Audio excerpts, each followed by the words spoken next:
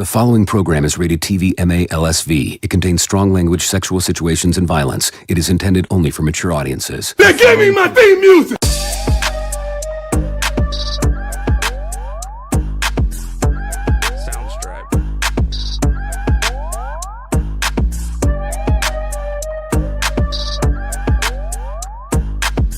This is a Planet Fanatix production.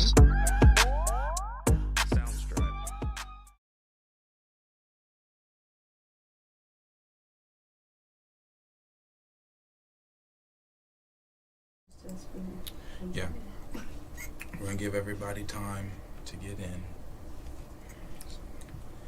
What's up, Raptor Club? We appreciate you being here tonight. Hello. Everybody joining in. Appreciate the likes when you're on your way in. Smash that like button. We do have some things to talk about tonight. I got some news announcements tonight. Some things to get off my chest tonight. Ooh. Some things I've been wanting to talk about for some weeks. So we haven't seen you guys tonight. So yeah, appreciate you being here, Nico Bean. Appreciate you being here, bro.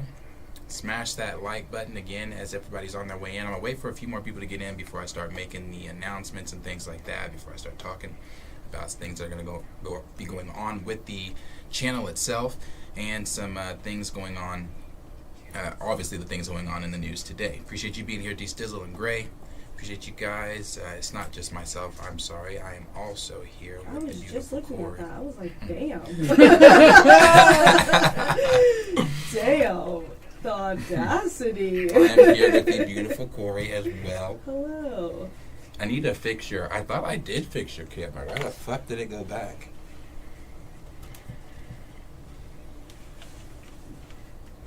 I should probably start asking more questions because I just come in here and see things and I'm like, that wasn't like that last week, but I don't say anything because it's always something new with Darius. What was it? Every week. What was different?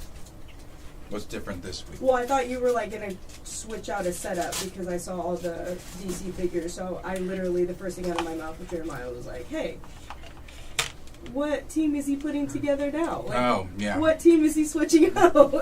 Because it's always something different. Yeah, no, I'm putting... Always something different. I'm putting my... hold on, let me put the... put our news on. Oops. I'm putting my X-Men team together. Putting my X-Men team up. I saw that. Yeah, so trying to get them together. I've just got to get. There's a certain Professor X I want. I have two Professor X's, but I want the 97 X-Men 97 Professor X where he's in his yellow chair. That's the Professor X I want figure. Zeng Beto, we appreciate you being here. Hello. JD75, appreciate you being here. Professor Film Fan, appreciate it. Did I see the Jonathan Majors chase scene? I did. We're going to talk about it. I did see the Jonathan Majors chase scene. I did too. we're going to talk about it. This whole trial, this whole thing is really... I posted, I'm like, this shit is getting crazy, bro. It's getting crazy every time. Every time something else comes out, I'm like, the other day with the text messages, I was like, damn, not looking too. But then, hot. with this video, I'm like, bro, what the fuck went on? So, we're gonna talk about it. So yeah, we do appreciate everybody being here. Again, if you're just coming in, smash the like button. I'm gonna go ahead and get on some of the announcements. Some of the announcements I'm talking about, I will reiterate once some other people get in here, once we have more of an audience and more people can hear. But so this is what's going to be going on. As you guys all know, some of you may know, some of you may not know, I am back home working. Put that out on Twitter a few days ago. Whoa. Raymond 2000 has entered the building. He said, boy, do we have stuff to talk about. Yes, Yeah, Raymond, we have stuff to talk about. So, anyway, this kind of just goes on to... Never mind, I'm not even gonna be petty. I'm not. What was I about to say? Oh yeah, the news that we have for everybody. Okay, so this is what we got going on. So for those of you that might know, some of you do, some of you don't, I'm back home working as I was when we first started the channel. I was working from home, but then I started working at the dental lab and blah, blah, blah. Got the promotion. Took away a lot of time and things like that. But I am back working from home, and since I am back working from home, that means I'm going to go back to the regular streaming schedule that we had before I stopped working from home, which is going to be Monday through Friday. Still the same time, 7:30 to about that 9:30 Central Standard Time, 10 Central Standard Time. So I will be streaming Monday through Friday. So you can expect to see the same Q and Corey, but you will also start seeing Kellen after Christmas. Kellen will be back. I think Kellen's either going to be, I haven't decided. We haven't talked about it yet. It's either going to be Mondays or Tuesdays. Haven't decided yet, but Kellen will be back as well. So for everybody that was here when Kellen was here, Kellen will be back. Definitely missed Kellen. I definitely missed Kellen. Kellen was funny. So he will be back. Q will also be back. Q is, as you guys all know, working his butt off right now to try to get some things in order. So he is, I believe, as we're speaking, currently at work. He's been working, I think, from like sun up to sundown these past few days. So, past few weeks, actually. So that's what's been going on with Q. But you expect to see him back as well. But with that comes more to the channel. And we've talked about this before, and obviously I wasn't able to do it because our time was limited and we had to take the hiatus that we unfortunately had to take. But that is the Patreon. A lot of people have been asking us what's going on with the Patreon. Are you guys going to do a Patreon? Blah, blah, blah, blah. Yes. So Producer Henry is on the Patreon this week. So we won't see it next week. We're going to be advertising it heavy next week. But the week after, we expect to have the Patreon up. We already have the Patreon set up. There are just some things we've got to go in and tinker with and do. But we're going to get that all set up. We're going to have different tiers that you guys can be members a part of if you would like to be a member. And with that comes different perks. Those perks include more time with us as hosts. Obviously, you get to know us more in the private streams than you would in a stream where we're actually dedicated to telling you the news and things like that. Those streams, the Patreon streams that we do with you guys are going to be more, it's like there are some leaks that we might keep and not talk about on the live streams. I know a lot of people sometimes don't like when we talk about the leaks on the live stream, so maybe we won't do leaks on live streams anymore. Maybe we'll just do leaks strictly in the Patreon. New year, new us. Yeah, so who knows on that one. We're also going to do, like, as far as, like, for example, Corey's reaction that she did to episode 1 that has not been out yet, but we're going to put the entire reaction on the Patreon. I'm going to put an edited version of it on the regular YouTube channel. When we react to all the things that you guys have been wanting us to react to, as far as like Earth's Mightiest Heroes, some of the anime stuff that people have been wanting us to react to, and some of the other things that we've been requested to react to, those will also, the full reactions will also be on the Patreon. I am about to get my capture card. With that capture card, I'm going to be able to play video games live. So while I'm streaming and talking about the news, even on our sometimes on the regular streams, but a lot of on the private Patreon streams, I'm going to be streaming, playing video games, talking about whatever news, talking about whatever you guys want us to talk about, whatever's going on in there. So those are some things we're going to be doing within the Patreon. You can expect to see that coming very soon. So if you would like to be a member of that, look for that, because that is coming soon. So we'll have the Patreon, and we're going back to the regular streaming schedule. So those are some of the tiny bits of news I wanted to get off the top today before we dive into all the things we have to talk about. But before we get into that, as always, Corey, how has your week been since the last time we seen you? I think did we stream last week? No. Yes, we did. It was me and you. Yeah, we did. Yeah. But since then, life was lifing, as per usual. I know. My child was being typical 3. We had to go to a few ER rooms that weekend. That was not enjoyable. But we got moved into the house, so that's nice. Everything's nice and out of boxes for the most part. And we're settling in. And I'm getting back on the regular routine. So you're all moved into your house? Yes. That's good. How are you liking it? Loving it. Obsessed with it. That's good. Yeah. That is good. Well. How's your week been? Huh. Let's see. My car is non-functional because I got in a hit and run on Sunday. I think it was Sunday evening. Yeah, it's a hit and run. And when I say hit and run, I mean they did not stop. It was like literally like They hit and run. plowed and just kept going. Like I spun, but anyway, people around were really nice. People were trying to help. You know, some people were like chasing them down and stuff like that. All that shit. Anyway, my car is gone. Don't have my car right now. Don't know if I'm going to have it, but we'll have to see on that. So we got that happened. Re-signed the lease on my house for this year, and I had been talking to my landlord, told her I wanted to buy the house and blah blah blah blah, and she's wanting to sell me the house, but it comes with a condition now. I can buy the house, Okay. but if I buy the house, I have to buy the house this year because she is going to sell the house to me regardless of if I buy it at the end of this year, or she's going to sell the house regardless if I buy it at the end of this year or not. She's going to put up a for lease sign the last 45 days of my lease if I have not bought the home.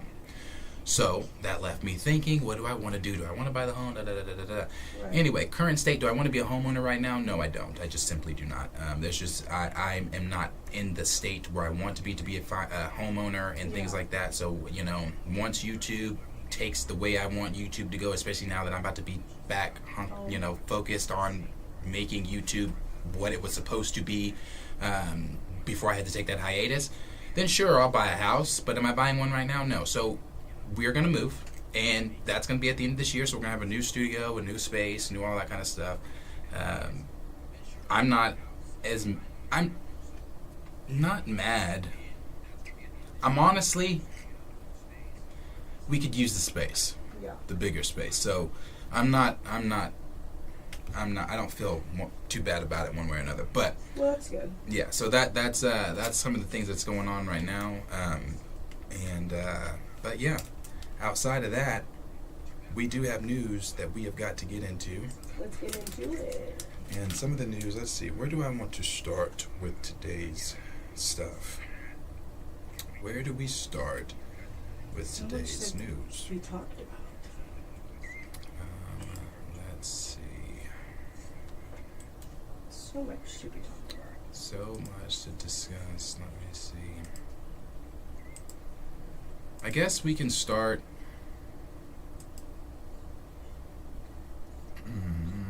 I guess we can start with some of these trailers. Some of these trailer reactions. We'll start there. We'll start with some of the trailer reactions. All right. So let's. I know it's been like what, 2 weeks, maybe a week since, or two weeks since this trailer came out. We didn't discuss it because we didn't watch it. We might have. No, we didn't watch it. No. So we're gonna go ahead and watch the House of Dragon trailer. We'll watch that trailer, and then we'll watch some of these other trailers, and then we'll move into some of the other news and blah blah blah blah. So let's take a look at that one That's the first. one I've been waiting for.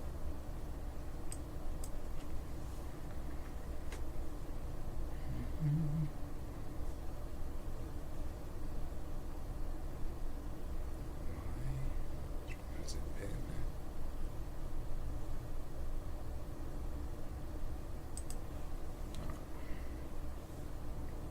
And here we go.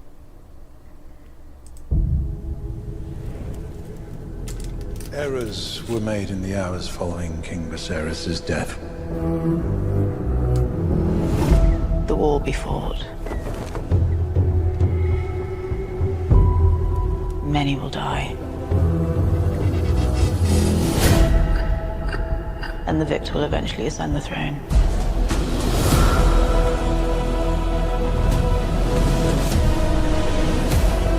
There is no war so hateful to the gods as a war between kin.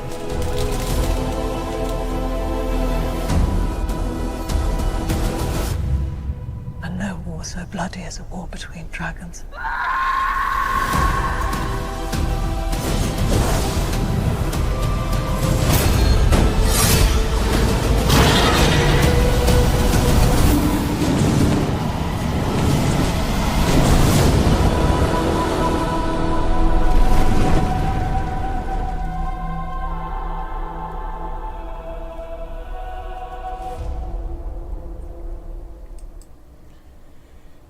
definitely ready for House of Dragon season 2. As you know, we covered season 1, but we didn't cover it all because I think something happened where we stopped covering it or something. I think that's when we had a switch up in the cast. But yeah, we did cover House of Dragon somewhat. House of Dragon was great. It ain't no Game of Thrones, but it is great. It's great. You still haven't seen Game of Thrones. No. You've got to watch I have to Game get of Thrones. a Max account. That's where I'm slacking. That's it too. Like it gotta says, get a $9 Max a account. month. You better get you a Max account. Plans $9 a month. What the fuck am I paying $18? But is it because I wonder if I have a special thing. I don't know. He said, "What's happening right now?" But yeah, no, House of Dragon's great. It, like I said, Game of Thrones you gotta watch, but House of Dragon is great.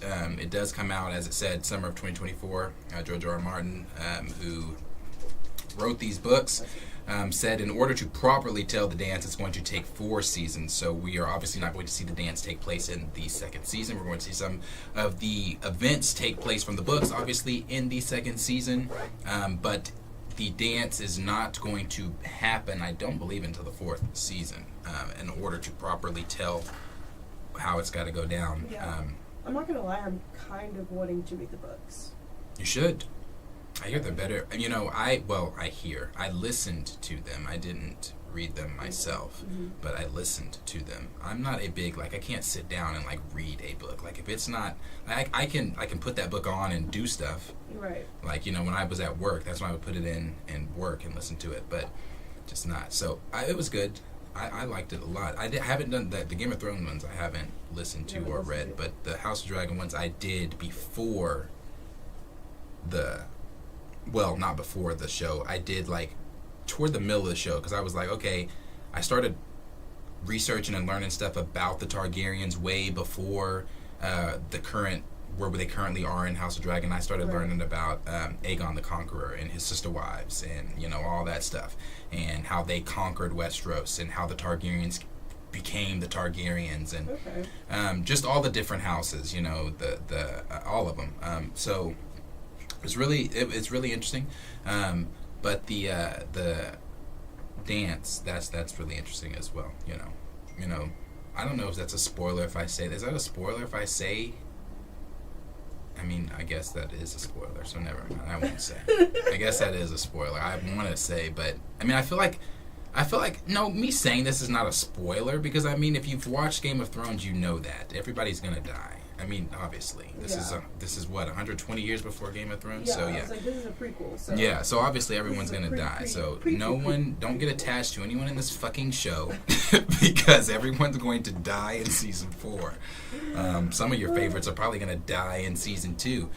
You know, in the book it's done a little bit differently than they did in the show. The way that Vhagar kills, I forget his name, Rhaenyra's son.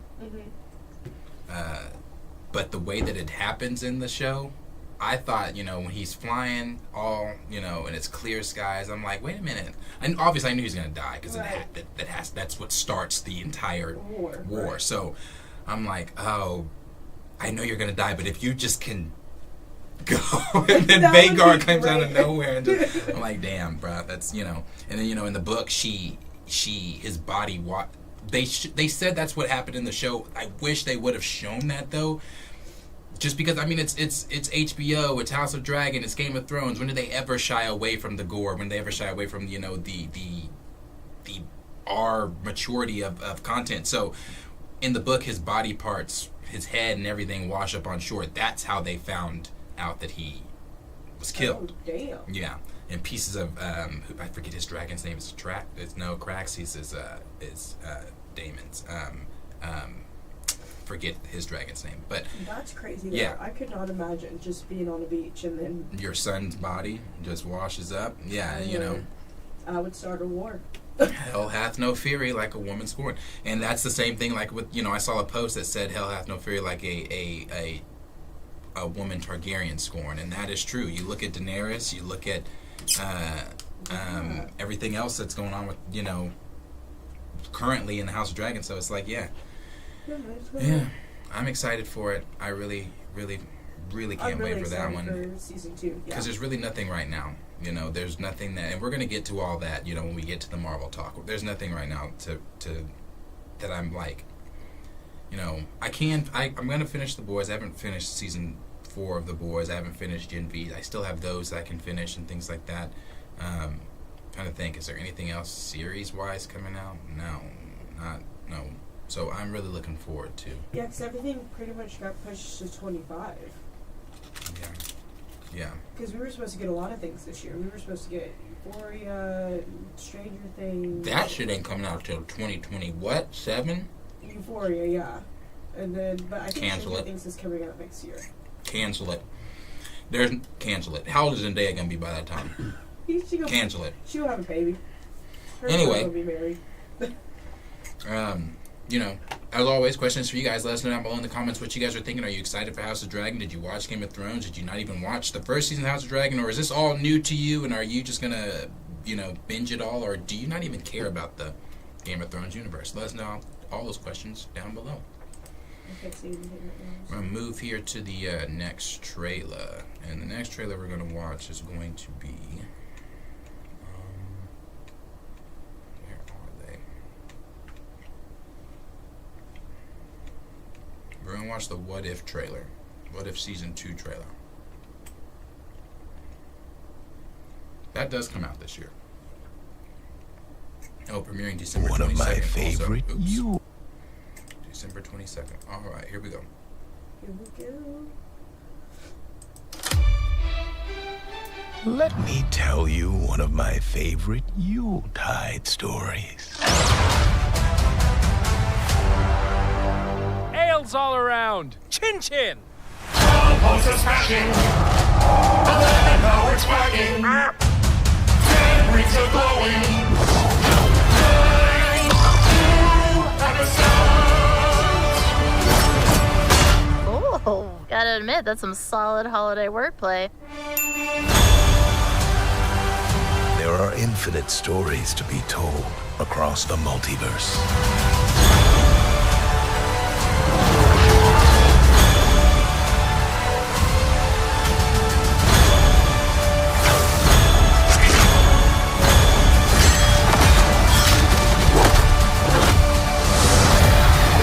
Well, you got the color of the suit, right? I'm Santa Claus, baby.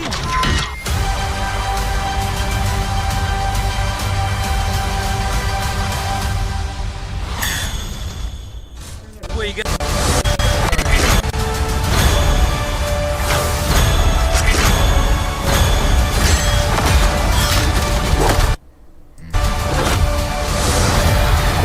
Well, you got the color of the suit. Yeah, there are, as we all know, it's no secret, I don't care for What If, like, at all. But with season 1, there were some episodes I did watch that I liked, and there are some episodes in this that I'm going to check out that I may like. There are some episodes that I'm not going to watch. I don't care about, like, this, you know what I haven't seen? Just to show, like, you know, there's stuff I'm really not going to watch. Like, I've still not even seen the Guardians of the Galaxy holiday special. Have you seen that? Yeah, it's super did cute. You? I didn't watch it. Yeah.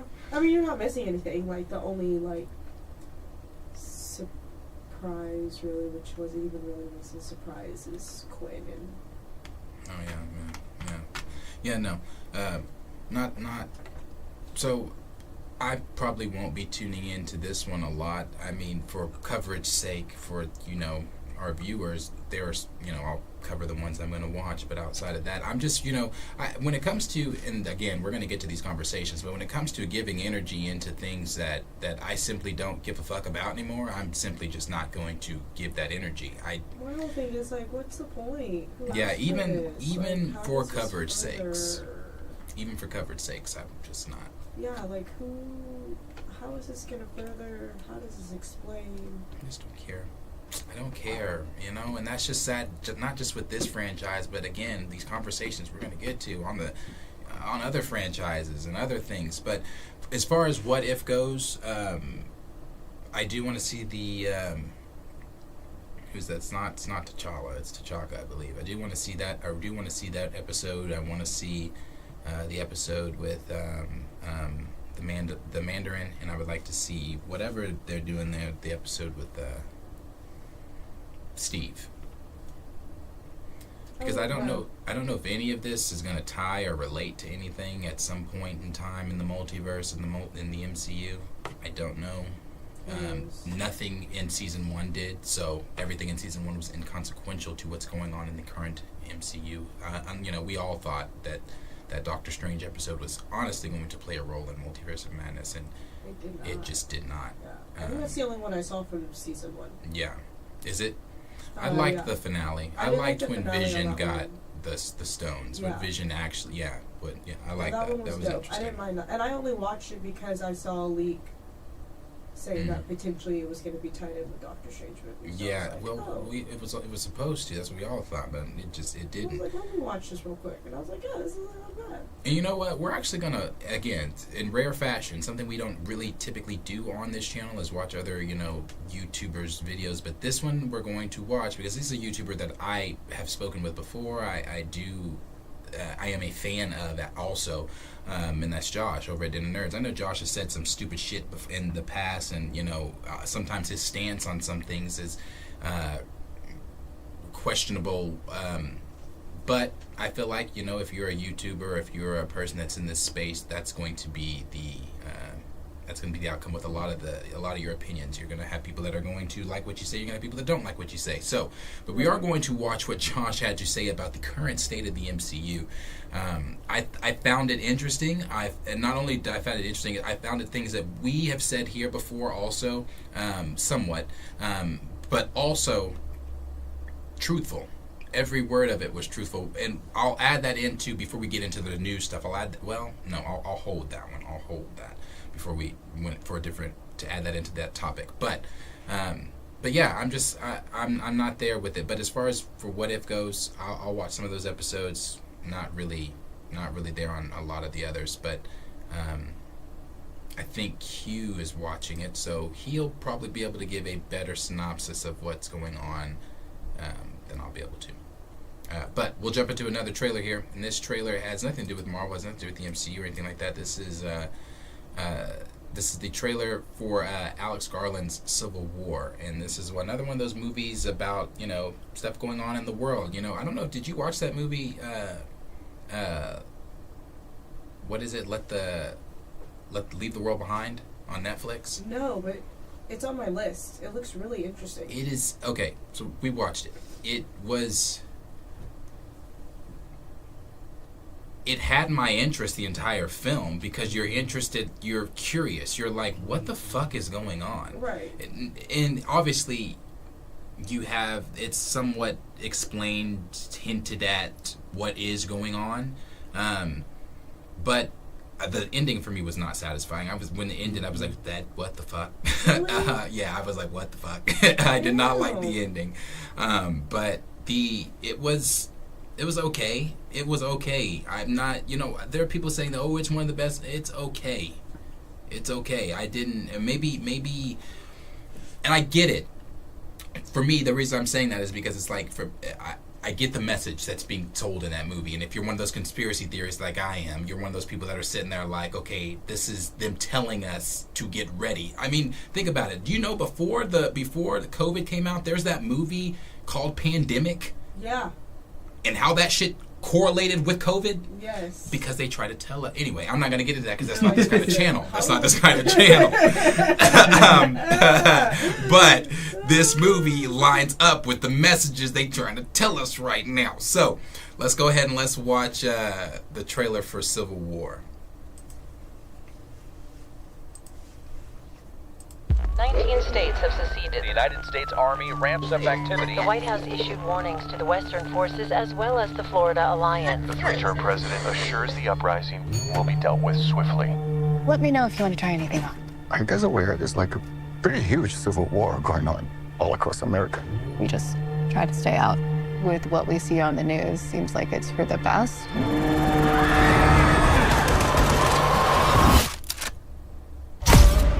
Citizens of America, the so-called Western forces of Texas and California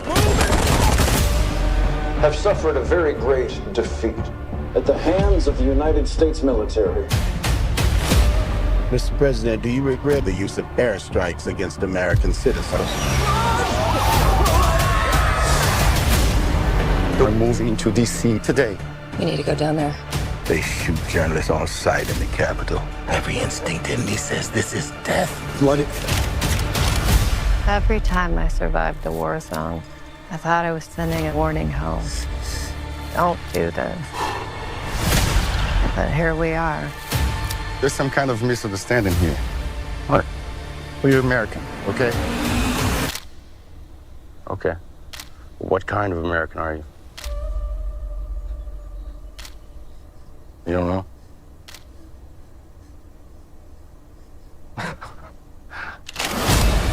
The Western forces will reach the White House on July 4th. Oh my God. Get in the car! Get in the car! Move, move, move! We're gonna hang back. I'm not hanging back. One nation, under God, indivisible, with liberty and justice for all. Go, go, go, go, go!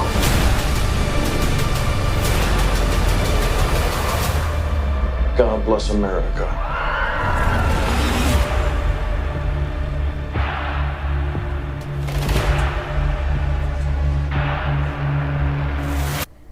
But like, so real. Yeah. But like, could possibly happen. Yeah, another channel. Another time to talk.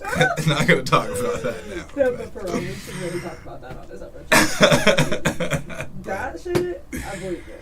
But the movie does itself. It looks. I mean, I'm not gonna sit here and say, God damn it, I've got to see that. But it does. It looks interesting enough. I mean, Pandemic didn't look like it was that great either, but it turned out to be a pretty good movie. Very, very accurate to the events of 2020, but a very good movie too. Well, too accurate. So yeah, that's A24's. And I like A24. They come out with some very interesting, not necessarily thrillers, but they definitely make your brain think. Step on your journey. I'm sorry. Yes, I do too. And the last trailer here that we're going to do before we start jumping into new stuff is just going to be the Kung Fu Panda trailer. Kung Fu Panda 4. Viola Davis just recently got added to the cast, and so did Ki-Hu Kwan, or Ki-Hu Kwan. You know me with names. Name from Loki. What's his name from Loki? What was the thing? What was his name in Loki? I don't even remember his name in Loki. I don't even remember Loki. Anyway, here we go. Play the trailer. It is time to take the next step on your journey. I'm not going to be the Dragon Warrior anymore? You will advance to spiritual leader of the Valley of Peace. Inner peace. Inner peace. Keep your surf off my turf! Dinner, please. Dinner with peas. In a sesame soy glaze. This is not working at all. Tai Lung, big fan. Once I possess the kung fu of every master villain, no one will dare question my power. Not even the great Dragon Warrior. Who's that? The most powerful shape-shifting sorceress, the Chameleon. How do I find this, the chameleon? I'm gonna lead you right to her front door. It was against an army! Then we'll just have to get an army of our own. What is this place? The best crooks and criminals live here. You're a wanted criminal? You sound surprised. Is it surprising? Now you kids be careful of those fireworks. Violence makes our tummies tingle. Why should we help you? We can take down the chameleon together. Being the Dragon Warrior, it's who I am. Skadoosh. What do I know about being a spiritual leader? What is it you're holding? A cookie? You were chosen to become something more than you already are.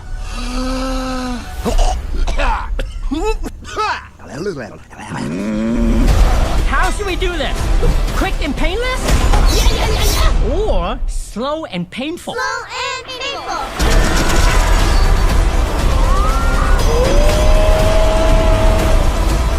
finally met your match, chameleon.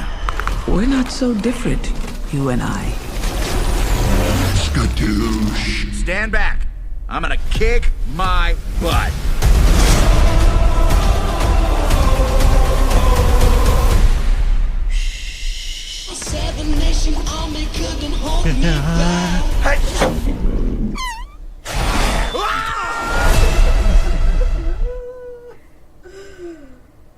That looks good too. You know, that is a very beloved franchise. They actually did really well. You know, because usually with stuff like that, you can't really go past 2. No, really. Like, They're really on can't 4 go with a past 2. series and everything. Yeah, like, I honestly think the only other movie that I'm like, okay, 4's not the worst, is Shrek. Yeah. Yeah. I can do that with Shrek because 3 I was like, but 4 was where I stopped. 4 was when they like, yeah, I was like, okay, was no when more they after lost this. me. Yeah. They really They lost me on with 4. But 2? 2 and 1? Yeah, 2 and 1. Boy, That's 2 is it. fucking Do you see funny. they're coming out with a Toy Story 4? Toy Story 4 or Toy Story? No, it's Toy Story. Is it Toy Story 4? No, it's Toy Story 5 because Is it we have 5? Toy Story 4 and the Shrek 5. Shrek 5 That's and right. Toy Story 5. That's right. That's right. So. Yeah. They should have stopped with Toy Story for me at 3. That was the perfect For ending me, to me. 3 was it. Yeah, I was 3 like, was this the is perfect it. It's ending. emotional. We get it. Wrapped up. He's off to college. We're good. All good. Now Then you brought in the spoon. Or Yeah. Was it a spoon? A Forky. Yeah. You brought that in, and then they went on some misadventures to a carnival. Yeah, I'm like. I'm just like, what? No. And now Andy's trying to get them back. I'm like, nigga, you should have kept Yeah, them. he got Didn't your mama tell you to keep track of your stuff? This is how I know, Andy. This is how I know. Yeah, We just were in the same household. We did not live the same life. They wanted to do a Toy Story 5. They should listened to some of the theories out there about having Sid come back as the villain and trying to get revenge. I don't know. I was Something like, have him kind of have like a Mr. Crocker moment, like with Fairly Odd Parents. Like he realizes that they're like alive. Oh no, he knows they're alive. Remember, Woody turned his head around and said, "So play nice." Oh, yeah, that's right. Yeah, good movie. But Kung Fu Panda, like I said, beloved franchise. Like you said, you really can't ever go past 4, but they've managed to do it, and they have an entire series. I think is what I'm like, 3 seasons, 4 seasons. So yeah, they're going strong with it. But yeah, they do have a lot of seasons on them. that is the reactions there that I do have before we jump into some of the news. There's 6 seasons. There's 6 seasons of Kung Fu Panda. Well, la di da. 6 seasons. All right. Okay, Jack Black, I see. We were going to do. I was going to read some of the reactions here, the first reactions here for What If, but I decided what if we didn't. So we're just not. A lot of the reactions are positive. I mean, a lot of them are saying that you're gonna like the holiday episode is going to bring warmth and joy to your heart and soul for the holiday season. That's what a lot of people say. A lot of people are saying that first episode is a little dark and things like that. It's a little, it's a good episode is what they're saying, but it's a dark episode, but it's good. And then they go on from there to just say, I think everybody only got to see 2 episodes, I believe, 2 episodes. So those are the 2 episodes I think everybody got to see. So people are, for the 2 episodes, they're saying they're okay, they're ramping, they're raving about it. So, hey, What If? I was going to do the same for Echo, and as a matter of fact, because I'm not watching Echo and I haven't really seen anybody talking about Echo, I guess we can go ahead and just... What are they talking about? See what they're saying about Echo. So I'm like, what are we talking about? We can see what they're saying. So as you guys all know, Echo is being dropped. The entire series is being dropped, I believe, on Disney Plus and Hulu. The entire series they're dropping, so I think it's 5 or 6 episodes. It might be 6. But they're dropping all of those, and the trailer was a great trailer. I watched the trailer several times and said, that was a good trailer. It was a good trailer, and it has a lot of, it's grounded. It's going to be, they're not shying away from some of the mature violence in it and everything like that, and that's great. That's fine. Again, for me, the place I am with Marvel and the place I am with my time doesn't involve me watching Echo. Now, you wanna throw a Spider-Man in there, and you wanna throw and it shouldn't take that for me to watch an Echo show, but that's what it would take for me personally. Yeah. I don't want to watch it, and even if Fisk is in it, even if Vincent D'Onofrio was reprising his role as Kingpin, I can wait for Born Again or Spider-Man 4, whichever I see him in first. I don't want to. I just don't have to. Because it's going to be inconsequential, and some of you are saying, well, Darius, you don't know that because you have not seen the show. You tell me where Echo fits in the multiverse and what's going on in the multiverse. She doesn't. She barely fits in her comic books when she does show up, and the only time in her comic books when she's interesting is when Daredevil is there. That's it. That's the only time. So I'm not saying, and again, this kind of brings, and I'm glad we're here. This kind of brings us to that conversation of what I was saying, what Josh was talking about earlier. There's not a problem, and I might get some hate for this too. And we've had these conversations over here before. There's not a problem with women empowerment. There's not a problem with wanting to see those strong female characters on the screen. But when you do dissect it, and we're going to watch the video, what Josh had to say, when you do dissect it and look at it, it does appear that a lot of the male heroes have been sidelined. A lot of the male heroes are not as, there's no macho up front anymore. And again, that's not a problem. It's not a problem. That's not saying that's a bad thing, because again, I love Captain Marvel outside of the MCU. I love her. I mean, I don't say I love her in the MCU, but I don't dislike her like everybody does in the MCU and things like that. I for me personally, in Infinity War, when Fury disappeared and he dropped the beeper and it showed Captain Marvel's logo, I was like, bet. Captain Marvel's coming, blah, blah, blah. You know, Captain Marvel's dope, bro. Like, women superheroes, and as a matter of fact, better example, you know me, Wanda. I'll put Wanda up against any of your favorites in the MCU. Right. Any of your favorites in the MCU, I'll put Wanda up against. Because Wanda's fucking badass. So there's nothing wrong with that. But again, it's kind of like that same thing with, like, looking at the Echo show. I don't have a problem.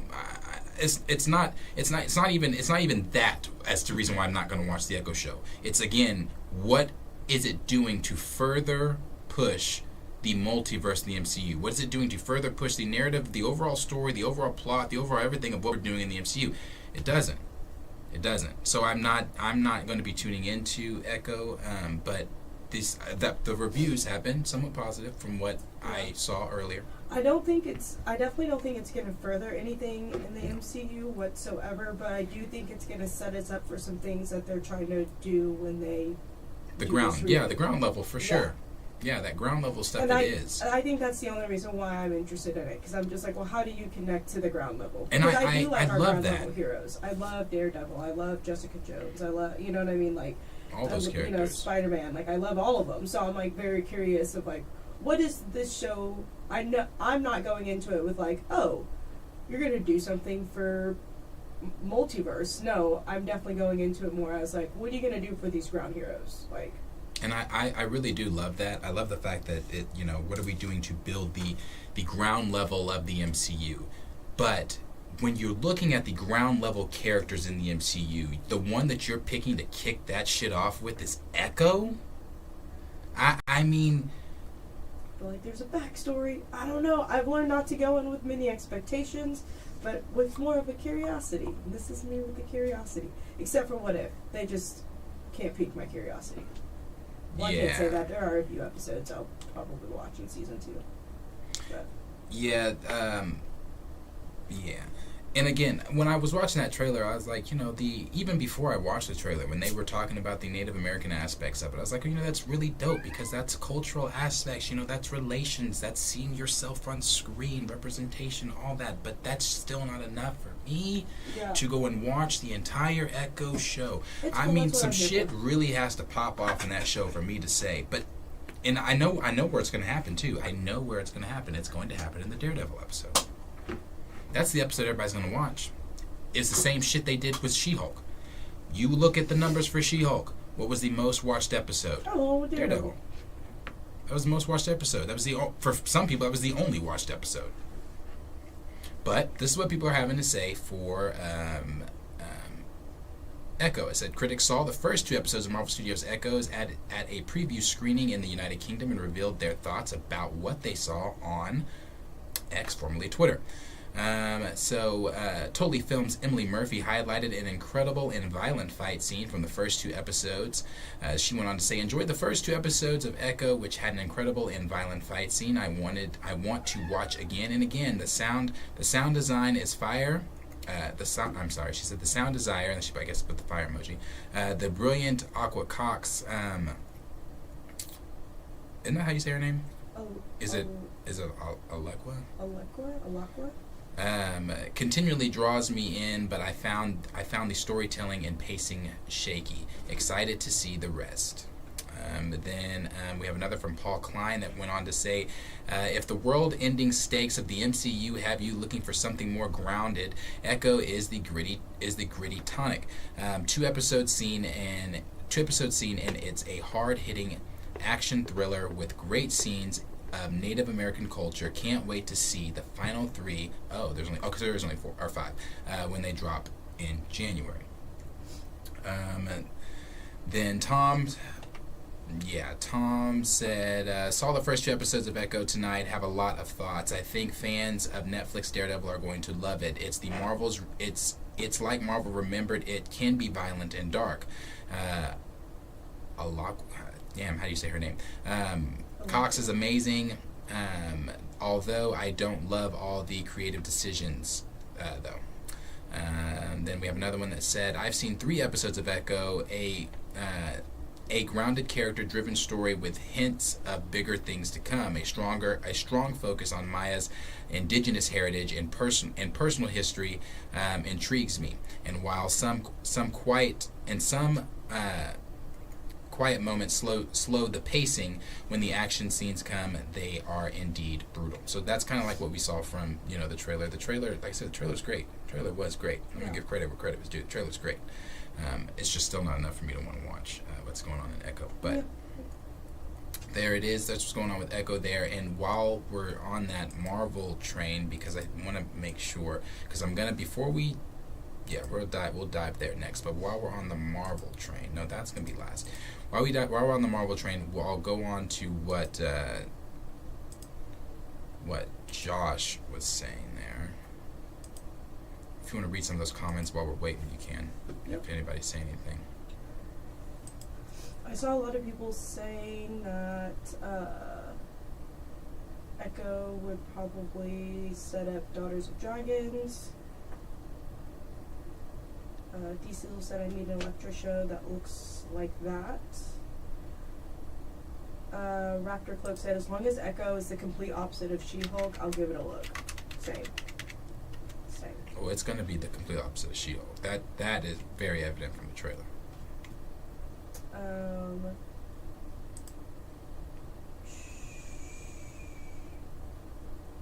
Zangvito said, Secret Invasion had a good trailer. I'm cautiously optimistic. Same. Secret Invasion had an amazing trailer. Yeah. And it was it was a bomb. Exactly. It was terrible.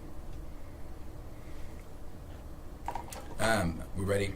Yep. Okay, let's jump into what Josh said here, and this is his newest video. And again, you may disagree with it, you may agree with it. There are people in the comments that agree, there are people that don't. This is not a new topic. This has been a topic for a while in the MCU, and it falls under the umbrella of the current issues in the MCU. But watch for yourself.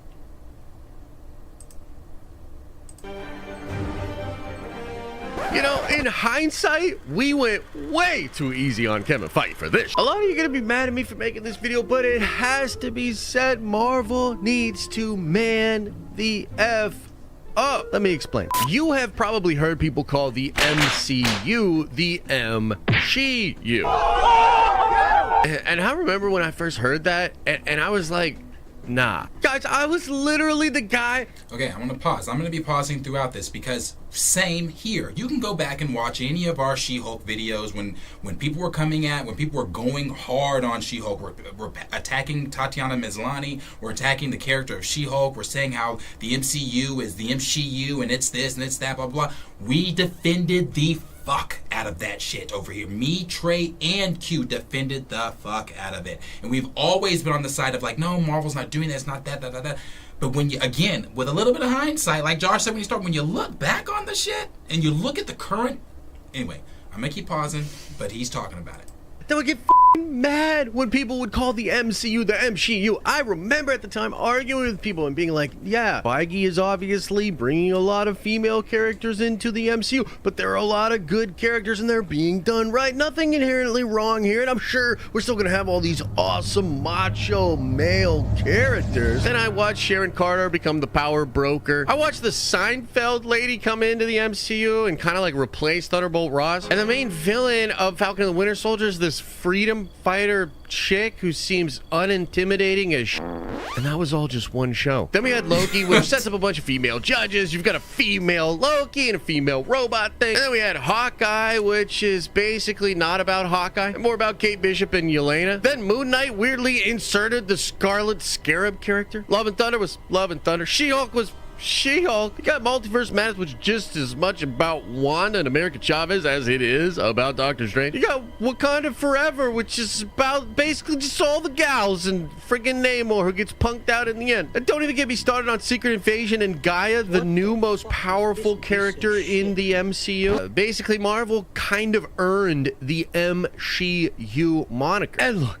I know it's an uncomfortable subject. I know some of you are mad right now. You're mad at me the same way I was mad at people 2 years ago for calling the MCU, and I get it. But look at what is happening in the actual Marvel Cinematic Universe. Look at the fact that The Marvels is the lowest grossing movie within the entire MCU catalog. Now, I don't think that The Marvels is the lowest grossing film in the entire MCU catalog because it is a women-led film. I disagree with that completely. I believe The Marvels is where The Marvels is because of the state of the MCU. You had a chance to take Brie Larson's Captain Marvel and make her completely to turn the tide of what you did with the first film. Now, the first film made $1 billion. The first Captain Marvel film made $1 billion. So saying it's a female-led film is why it's no, because the first Captain Marvel film, female-led film, made $1 billion.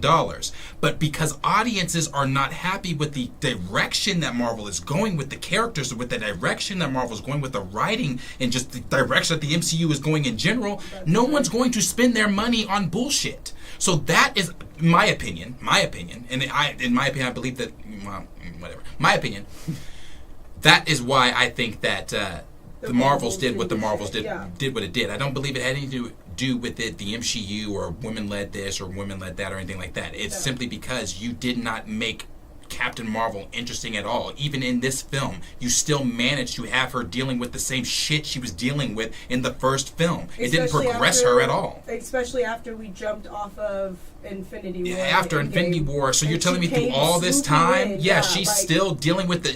when I saw her battling those same dreams, I said, damn! I thought we were past this. Yeah, like, fuck. I thought we took this out on Thanos. Like isn't that what the cat is for? Isn't that a comfort cat? Like, what the fuck are you still having these... Like, so, like, you know, so all this shit, like, so that's on Marvel. That has nothing to do with the women in the Marvels. It has nothing to do with them at all. But we're gonna let him finish. 33 movies in. It's like, I think trying to attract more females to comic book movies is a good thing, but maybe the way they went about doing this was really brain dead. You think it's possible that they were just super reductive, didn't actually think too hard about this, and lazily moved forward with kind of the same idea or motif behind almost all of their shows and productions? Because it's obvious they're doing it, and it's obvious the numbers are going down. It's like, you tell me what's happening. But you know, it's not just the fact that all of these female characters are popping up. It's also what they're doing to the male characters. It's like the king of queens up in this bitch. Hulk is now a who lets his cousin say to his face that she's got it harder than him because she's a female, despite him being the only confirmed character to attempt self-deletion within this universe. Thor is now a punk who got fat and sad and then ran away from being a ruler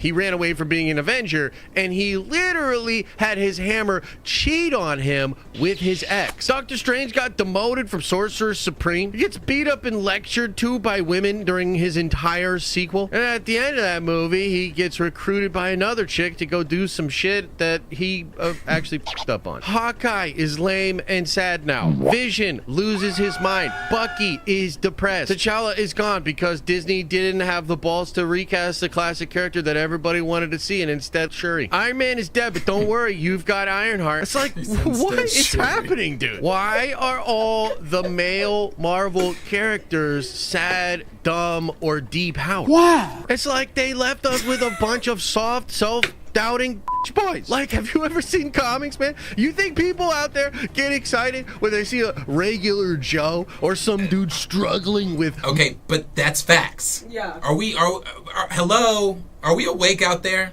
Are people commenting? What are people saying before we continue? Like, are we awake? Are we paying attention to what is being said here? It's not the hate. I know some people are probably looking at this like, oh, that's such hate. Like, you know, I've read some of the comments in this too. I was watching Josh's live today too, with people coming at him and all this kind of stuff. Are we not aware that this is fact? Are we not watching the same MCU? How many times have I said I do not want to see Taco handing out flannel wearing Hulk anymore? You know, when are we going to get back to Hulk being Hulk? When are we going to get back to Thor being Thor? Because again, we've all talked about our massive hatred for Thor: Love and Thunder.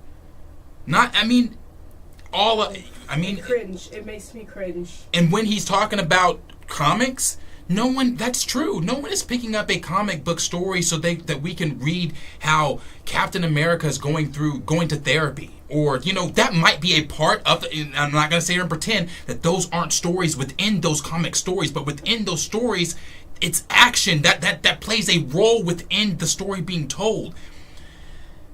Right now, we're not seeing, like, how many times have we even talked about the missing pieces, the puzzle pieces that aren't just adding up in the MCU, the plot holes in the MCU, right. how one thing is not leading to the next. You know, we have not seen, and I didn't bring it up. I didn't bring up an article. I wish I would have brought it up. I just thought about it now though, because it made me think about that post-credit scene with Blade and Mahershala Ali and talking to Kit Harington's Black Knight, and you know, all that. Where's that leading to? You know, we do know that Blade is doing a lot better. According to Mahershala Ali, he said he's excited. This is in an interview he just recently did. He says he's excited about it. It's moving in a direction he's wanting it to go, and et cetera, et cetera, et cetera. But where are we going with Blade? Right. Where are we going with Blade? Where are we going with any of these other things? All the plot holes. I'm not naming all of them. All the plot holes, all the post-credit scenes, all the questions we have in Marvel, in the current MCU. But within comics, you can put those stories, those you know, dealing with personal issue stories in there, but it still plays an overall theme and what they're trying to tell in that comic. Right, what they're trying to accomplish as far as... That's not being done in the MCU. It's just not. And if you think about it, like, you know, our first 3 faces that we got, they did throw it in there. I mean, Tony had like a whole panic attack. Yeah, and that... But again, that takes me back to who wrote that. Exactly. That was Marcus McFeely, and we had damn good directors in the Russo brothers. Right. We don't have that anymore.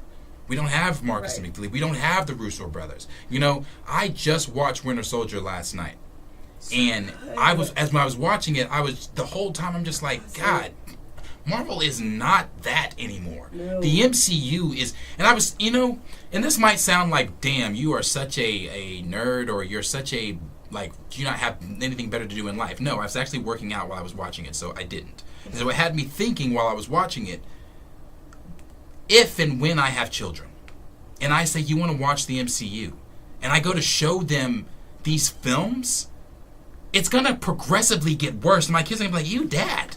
Exactly. Why is it getting so bad? Because there was a point in time where Marvel was king. There was a point in time where you could sit down in the Marvel theater and you just knew that you knew that you knew that you knew that you were going to walk out of the theater like, damn, Marvel did it again. I'm ready for next I'm ready for the next one. Right. To get a new one. Right. Yes. That post-credit scene always left you like, oh my God, you know, blah, blah. But Marvel's not that anymore. No, it's not. Like I said, when we went and saw the Marvels, there was probably about 20 of us in the theater, in the IMAX theater. Yeah, there wasn't a lot of us. I mean, so it's different. Like, anyway, watching Winter Soldier last night, it's a completely different feel, completely different vibe.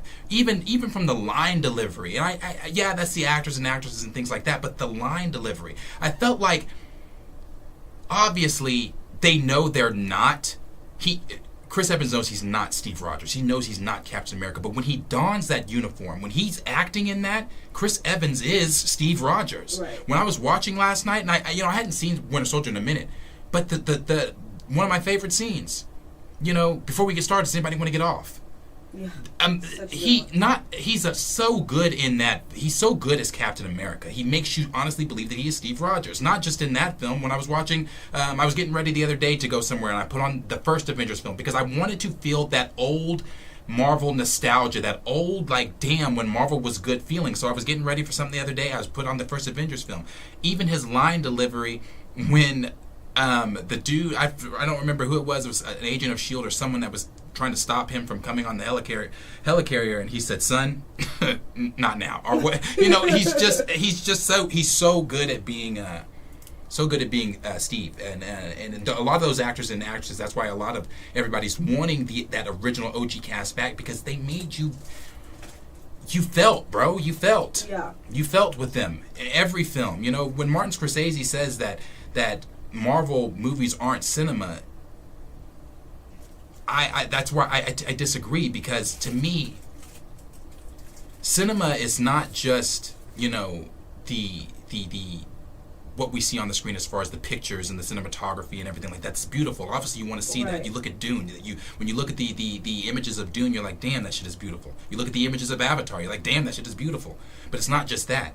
It is also what it brings out of you. Yes, it's like the emotion and everything that they can bring out of you. And when you sit down on a Marvel film, you are going through a range of different emotions depending on what film that is. Mm-hmm. It could be laughter. Then the next minute you could be crying. I mean, I remember watching No Way Home.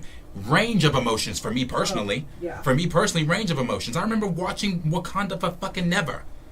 Range of emotions. I went from angry to sad to depressed to I mean, like, so, so it is cinema, and we felt with that OG cast when Infinity War and Endgame and all that and Civil War. Like, do you not remember the days of Civil War? Take your mind back, take yourself back to those days. There were literal divisions on social media: Team Iron Man or Team Captain America. Whose team were you on? Right. And to this day, I'm still Team Iron Man. To this day, I still say Steve was fucking wrong. Listen, you already know you're over here. Tony give you no wrong in my eyes. As arrogant as he is, I love Tony. I would love sit Steve. there Love Steve and Tony. Blink and be like, I don't know what you're talking about. But like I said, it was you in that battle. You felt that in that battle. Yeah. You felt all of that. Infinity War, when they got dusted, you felt sad. You felt like, oh shit. How are they going to come back from this? How are they going to bounce back? That's a great example right there, because even Civil War, it was based around emotions, but it didn't stop the overall goal, which was to stop this person who was about to bring back Hydra agents. Like, there was a storyline within a storyline. So, I mean, I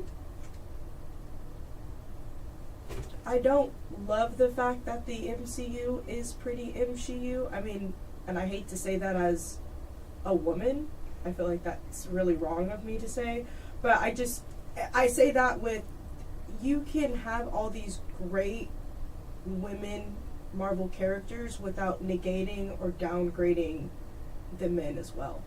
Like, I mean, but that's just like with anything within the MCU. It's not just with the men and the women in the MCU. It's kind of like the whole conversation we were having when we were saying recast T'Challa. You don't have to get rid of one to elevate another. Exactly. And I feel like with Marvel, they have a hard time balancing that out. That very real fact. Like, you do not have to. You don't have to like with what the fuck are we about to watch? Thunderbolts. You don't got to nerf. Why am I blanking on names today? You don't have to nerf on the Void, and I know someone has said it in the chat by now. please. My mind is just blank.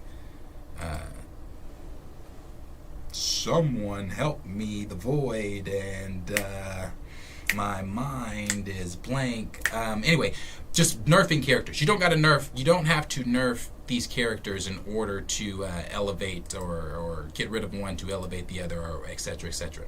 Right. But he Josh, kind of saying what you were saying about the whole female aspect there. Mental health on the cover of a comic book. Like, you think all the comic book fans are cracking these pages open every Wednesday to try to look at your everyday fella? And they're getting so hyped up to hear these characters talk about their feelings. Hell no, son. We got into comic books because we want to see totally jacked to the gills, ripped, macho, mega alpha males beat the out of each other. It is practically WWE meets soap opera. We want muscles on muscles on muscles. We want guns way too big to even be held by a normal human being. And pouches, man. Give me pouches on pouches on pouches. And the ladies, man. We used to have total babes in comics. Oh my God, you would oodle over these female characters. The Marvel Cinematic Universe has all of their females desexualized to the point where they might as well be wearing trash bags. And I get it, not all the characters are gonna dress like that, right? They're probably gonna be characters that are a little bit more tactical with their but we've always had babes, man. Babes! Do you remember babes? Let me ask you something. Who's the babes in the MCU right now? Can you name any of them? And the thing that's weird and ironic about this is if you go look at some of these actresses' Instagrams or their Twitters, the posts that they actually make, they look hot. Like, it's so weird that their own self-expression is one of some sexuality, of some attractiveness, of some appeal of the female form, and yet when they do their superhero we gotta dress them up in trash bags? There's a whole industry of cosplayers that do sexy versions of these characters that Marvel Studios and Disney invites to the premieres. They bring these people to the premieres, and yet they can't see that in some ways these cosplayers are doing a better job than the studio by at least having some sexuality, some appeal, and dare I say it, babes out there in the space. And like, this is what I mean, guys. Marvel needs to man the F up. And when I say that, I literally mean just do more stuff that dudes like. I don't know why that's controversial. I don't know why that's not obvious. Like, do more stuff that dudes like in comic book movies. Like, recently some people have gotten into hot water by talking about this. Like, Chris Gore was making this point. I saw Grace Randolph make this point, and they were essentially talking about how Disney is trying to make some of their big brands, including Star Wars and Marvel, into like girl brands. And like, maybe that's a crass way to say it. I don't know. It feels like there's no way to say it where some of you guys won't just lose your shit about it and get way too sensitive. But the fact is, it's true. Marvel was literally doing that. Like, we all acknowledge that that's what they were doing, right? They were doing that. They were putting more females in the thing. They were elevating the female. They want more females. Like, come on, man. That's obvious, right? And at the end of the day, there's a lot of reasons as to why Disney might want to do this, right? They want sales beyond just the movies, beyond the comic books. They want people to go to theme parks. They want people to buy costumes, to friggin' engage with their brands in all sorts of ways. And I know it's super fashionable to sell like Loki purses or Miss Marvel backpacks and all this other stuff, so I totally get it. There is a market for female nerds, and I think that's absolutely fantastic. But you can't leave behind the core audience that has held up this thing for decades and decades. Just do dude shit. Comic books and comic book movies appeal generally to male wish fulfillment, to these crazy ideas that young boys have where they want to be super strong and friggin' jump over buildings and fly and impress babes. Like, guys, I don't know if you know this, but the dudes that literally invented Superman, Jerry Siegel and Joel Shuster, like those two boys from Cleveland, they literally admitted that part of the reason why they made it is because they wanted to impress girls. They thought if they could do the things that Superman did, they would impress girls. Is it adolescent? Yes. Is it just male stuff, dude stuff? Yes. But is it also the fabric of why that stuff has been popular for years and years and years? Fucking yes! Now, lucky for us, it seems like maybe some of this was unintentional, like they wanted to do a bunch of interesting stuff with all these male characters. I mean, I'm really stretching, giving them the benefit of the doubt here. But it's possible that this wasn't like an agenda. They weren't just like, well, let's make all the male characters... Let's make all the female characters very capable and strong, and also dress them in trash bags. Like, that cannot possibly be on a whiteboard up in Marvel Studios, but it might as well be, right? But again, I'm kind of thinking maybe they're figuring it out. I mean, they're delivering just such bad results with the Marvel Cinematic Universe content at this point. They should probably take a look in the mirror, really assess the situation, look at comic books, and understand that you need macho alpha male energy, and you need hot babes. Like, really, I just don't think it's that complicated. And with some characters coming into the MCU like a Red Hulk for, you know, Harrison Ford in the Captain America movie, with the Sentry coming in, even the Thunderbolts, like, you know, again, hopefully Bucky's not just so fucking sad and depressed during the whole Thunderbolt, because he was alphas in the Winter Soldier. Oh my god, dude, he was like a force of nature. He cucked Captain America, he killed Nick Fury, he was whooping Black Widow's ass, and it was awesome. So hopefully we get back to that energy, and with characters like Wolverine coming into the MCU, and a lot of the X-Men in general do have a big history of being macho, being badass. You got characters like Doctor Doom on the horizon, right? Magneto on the horizon, and so hopefully we get back to that a little bit. We get that macho energy back into the MCU. And it's like, I want there to be accessible content for everybody, right? I used to always say, you know, Kevin Feige absolutely does a lot for female audience members, right? When they first started doing all this stuff years ago. But I would always say that that's perfectly fine and actually awesome because it's bringing more female fans to the space. But you gotta also give the right toys to the male audience. You can't like start giving all these toys to this female audience that you're trying to build up while also taking away all of the toys and all the stuff that the male audience loved that was the foundation of this entire universe. And I mean, if you just look at the numbers out there, that is bearing out. This new audience, this like plethora of female fans that they thought would come in and be watching all the stuff and reading all the comic books, it didn't happen. It's not happening. And instead, you saw a lot of the male audience get frustrated and begin to check out. So that's it, periods, full stop. Marvel needs to man the f up. And as a fan, I'm hoping they do. I think they will. Please, God, do it. Let me know your thoughts. And as I always say, I hope you're having an awesome and a nerdy day. Thoughts? What's the chat saying? I'm interested. The chat's saying a lot. I will say this. I do think he is being... I definitely understand what he's saying, but I think he's mansplaining it, so it sounds... Oh, yeah. No, Josh does that. Yeah, That's why I said... I agree, but it's not my wording. It wouldn't be my wording. Just like I agreed with Dr. Umar, but I wouldn't have used that wording. Like that. Yeah, like, okay. But yeah, I definitely agree. Like, I think I just, again, like, going back to our first three phases, like, we had Black Widow, who was the only woman, and she was badass. She was fucking badass. We didn't have to downgrade our men, but we didn't have to also sexualize her at the same time either, because that was a whole debate with Scarlet and MCU. It was. She was though in Iron Man. When did she get introduced? Was it 2 or 3 that she got introduced? Yeah, even till this day, that makes me cringe a little bit. She was sexualized in that one. Y'all low-key did her dirty on that one, and then ever since that, she was like, absolutely the fuck not. But with that being said, like, that character, no one had to downgrade, no one had to digress, no one had to. And I agree with you on that, because I feel that, like, I'm not. So like I said, me showing that is not me. Yes, me showing that is not me saying that I agree with pound for pound, word for word, minute for minute, second for second what Josh was saying. That's not that at all. That's why I said before we went in there, his wording is not going. It's not all the wording I would personally use for that.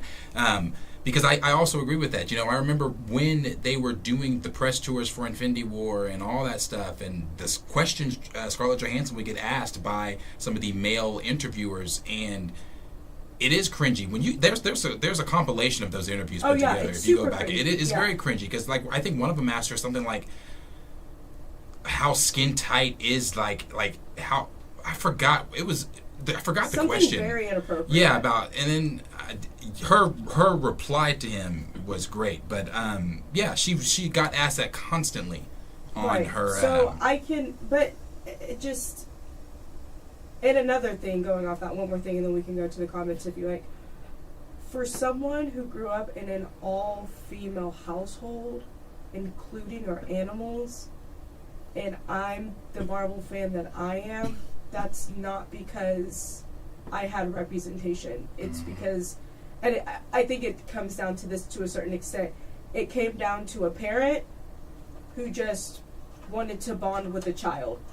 My dad didn't have sons. He wanted to share some of his comic books with, and like that's what I ended up getting some of my story times. Some days I got princesses. Some days I got Mickey Mouse. Some days I got Hulk versus Thor.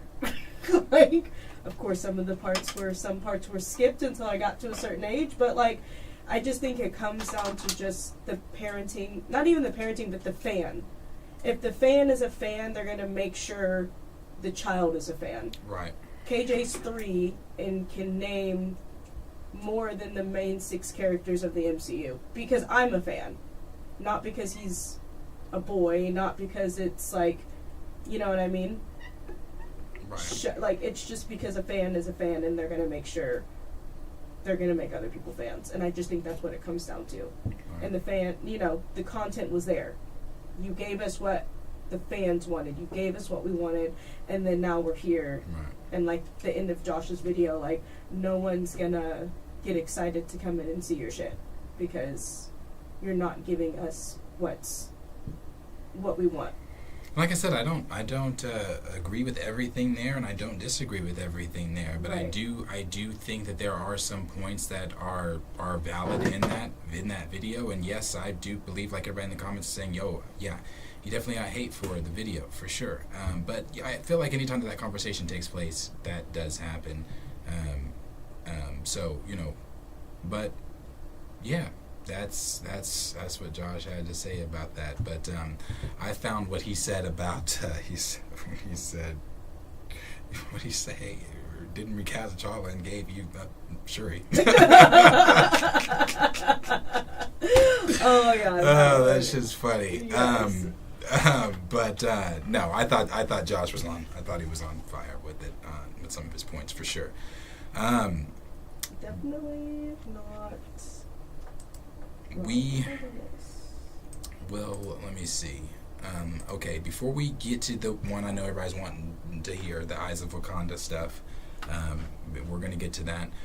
Let's jump on one more thing here. Well, two more things. Quickly here, I'll do this one. So, Zack Snyder, as you all know, I'm sure everybody's seen in the headlines, Zack Snyder as petitioning, not really petitioning, but I think Netflix is more so petitioning than Zack Snyder is petitioning. Netflix and Zack Snyder have a great relationship with one another. As you all know, Rebel Moon is about to come out. We'll be covering that. I'll be watching that. That is all, Netflix is putting a lot into that. They did put a lot into that, and they put a lot of trust in Zack Snyder. They have a lot of trust in Zack Snyder. They like him a lot. So, they are wanting to acquire the rights of the DC extended universe, his universe in DC, and let him finish his story that DC and Warner Brothers did not let him finish over at Netflix. Do I see Warner Brothers doing this? Absolutely not. And the reason I don't is because at that point, you are then competing with what they are trying to do, and that is they're trying to build their DC universe and trying to make everyone forget about whatever the fuck it was that happened prior to that. Exactly. So that's why everything like Aquaman 2, fucking Black Adam, Shazam, The Flash is inconsequential. No one gives a fuck. Yeah. No one went and watched any of that shit. No one, even at HBO Max when The Flash came to streaming, no one streamed it. Because no one gives 2 red nor blue fucks about the DC Extended Universe anymore, except for those hardcore Zack Snyder or Snyderverse fans, and I'm a Snyderverse fan. I am. I was upset when, Henry Cavill did not get to continue on as Superman. But at the end of the day, I still get Superman. And I'm excited for what they're doing with Superman Legacy. I'm a Snyderverse fan. I'm not a hardcore fan like some of these Snyderverse fans out there, but there are a lot of them that would want this to happen and things like that. But I don't see Warner Brothers and DC doing that. You literally took the words out of my mouth. Yeah. Like, just for like a business standpoint, Doesn't make sense. It doesn't make sense. It makes no sense for them to just give up those rights To have a rival. Yeah. Like, why would we do that? We're trying to rebuild a universe. Right. And when their main rival, aka Marvel, is like already on the kaputs, like why would we just give you? Exactly. That makes no sense. So exactly. I don't see that happening for him. I don't either. That would be a miracle. It would be, and I guess I just don't see that happening now. Maybe once Warner Brothers is done telling their story, and if Zack still is interested years from now in telling his Snyderverse story. Maybe, but I just don't see them saying, hey, we're right in the middle of, James Gunn said it's 99% done, written at least, Superman Legacy. We're right in the middle of all this time, we're almost done with this, but why don't we let him start his universe while we're starting or refinish his universe while we're starting our new universe? I mean, don't get me wrong, would I tune in? Fuck yeah. I would tune in because, I was invested in the Snyderverse. Right. I was like, there was shit I wanted to see happen. I would still like to see what happens at the end of Justice League, what's next. But I just don't see that happening. Yeah. And, so I gave up on the Snyderverse a long time ago, but this is all coming back around. But this is what Zack Snyder had to say because he was interviewed. So he said this in a recent interview. I know you said that you wouldn't be back except for The Dark Knight Returns, but I don't know, if Netflix finally has it and you could hypothetically continue, would you be open to it? If Netflix had owned the rights to the DC characters in my extended universe, of course I would absolutely whatever yeah, no question. Fans will be very happy. Yeah. Fans will be very happy. And about superhero movies, I have to ask you because you are one of the biggest figures in the industry. Do you think that these movies are losing popularity? Because I think that, why? Precisely why?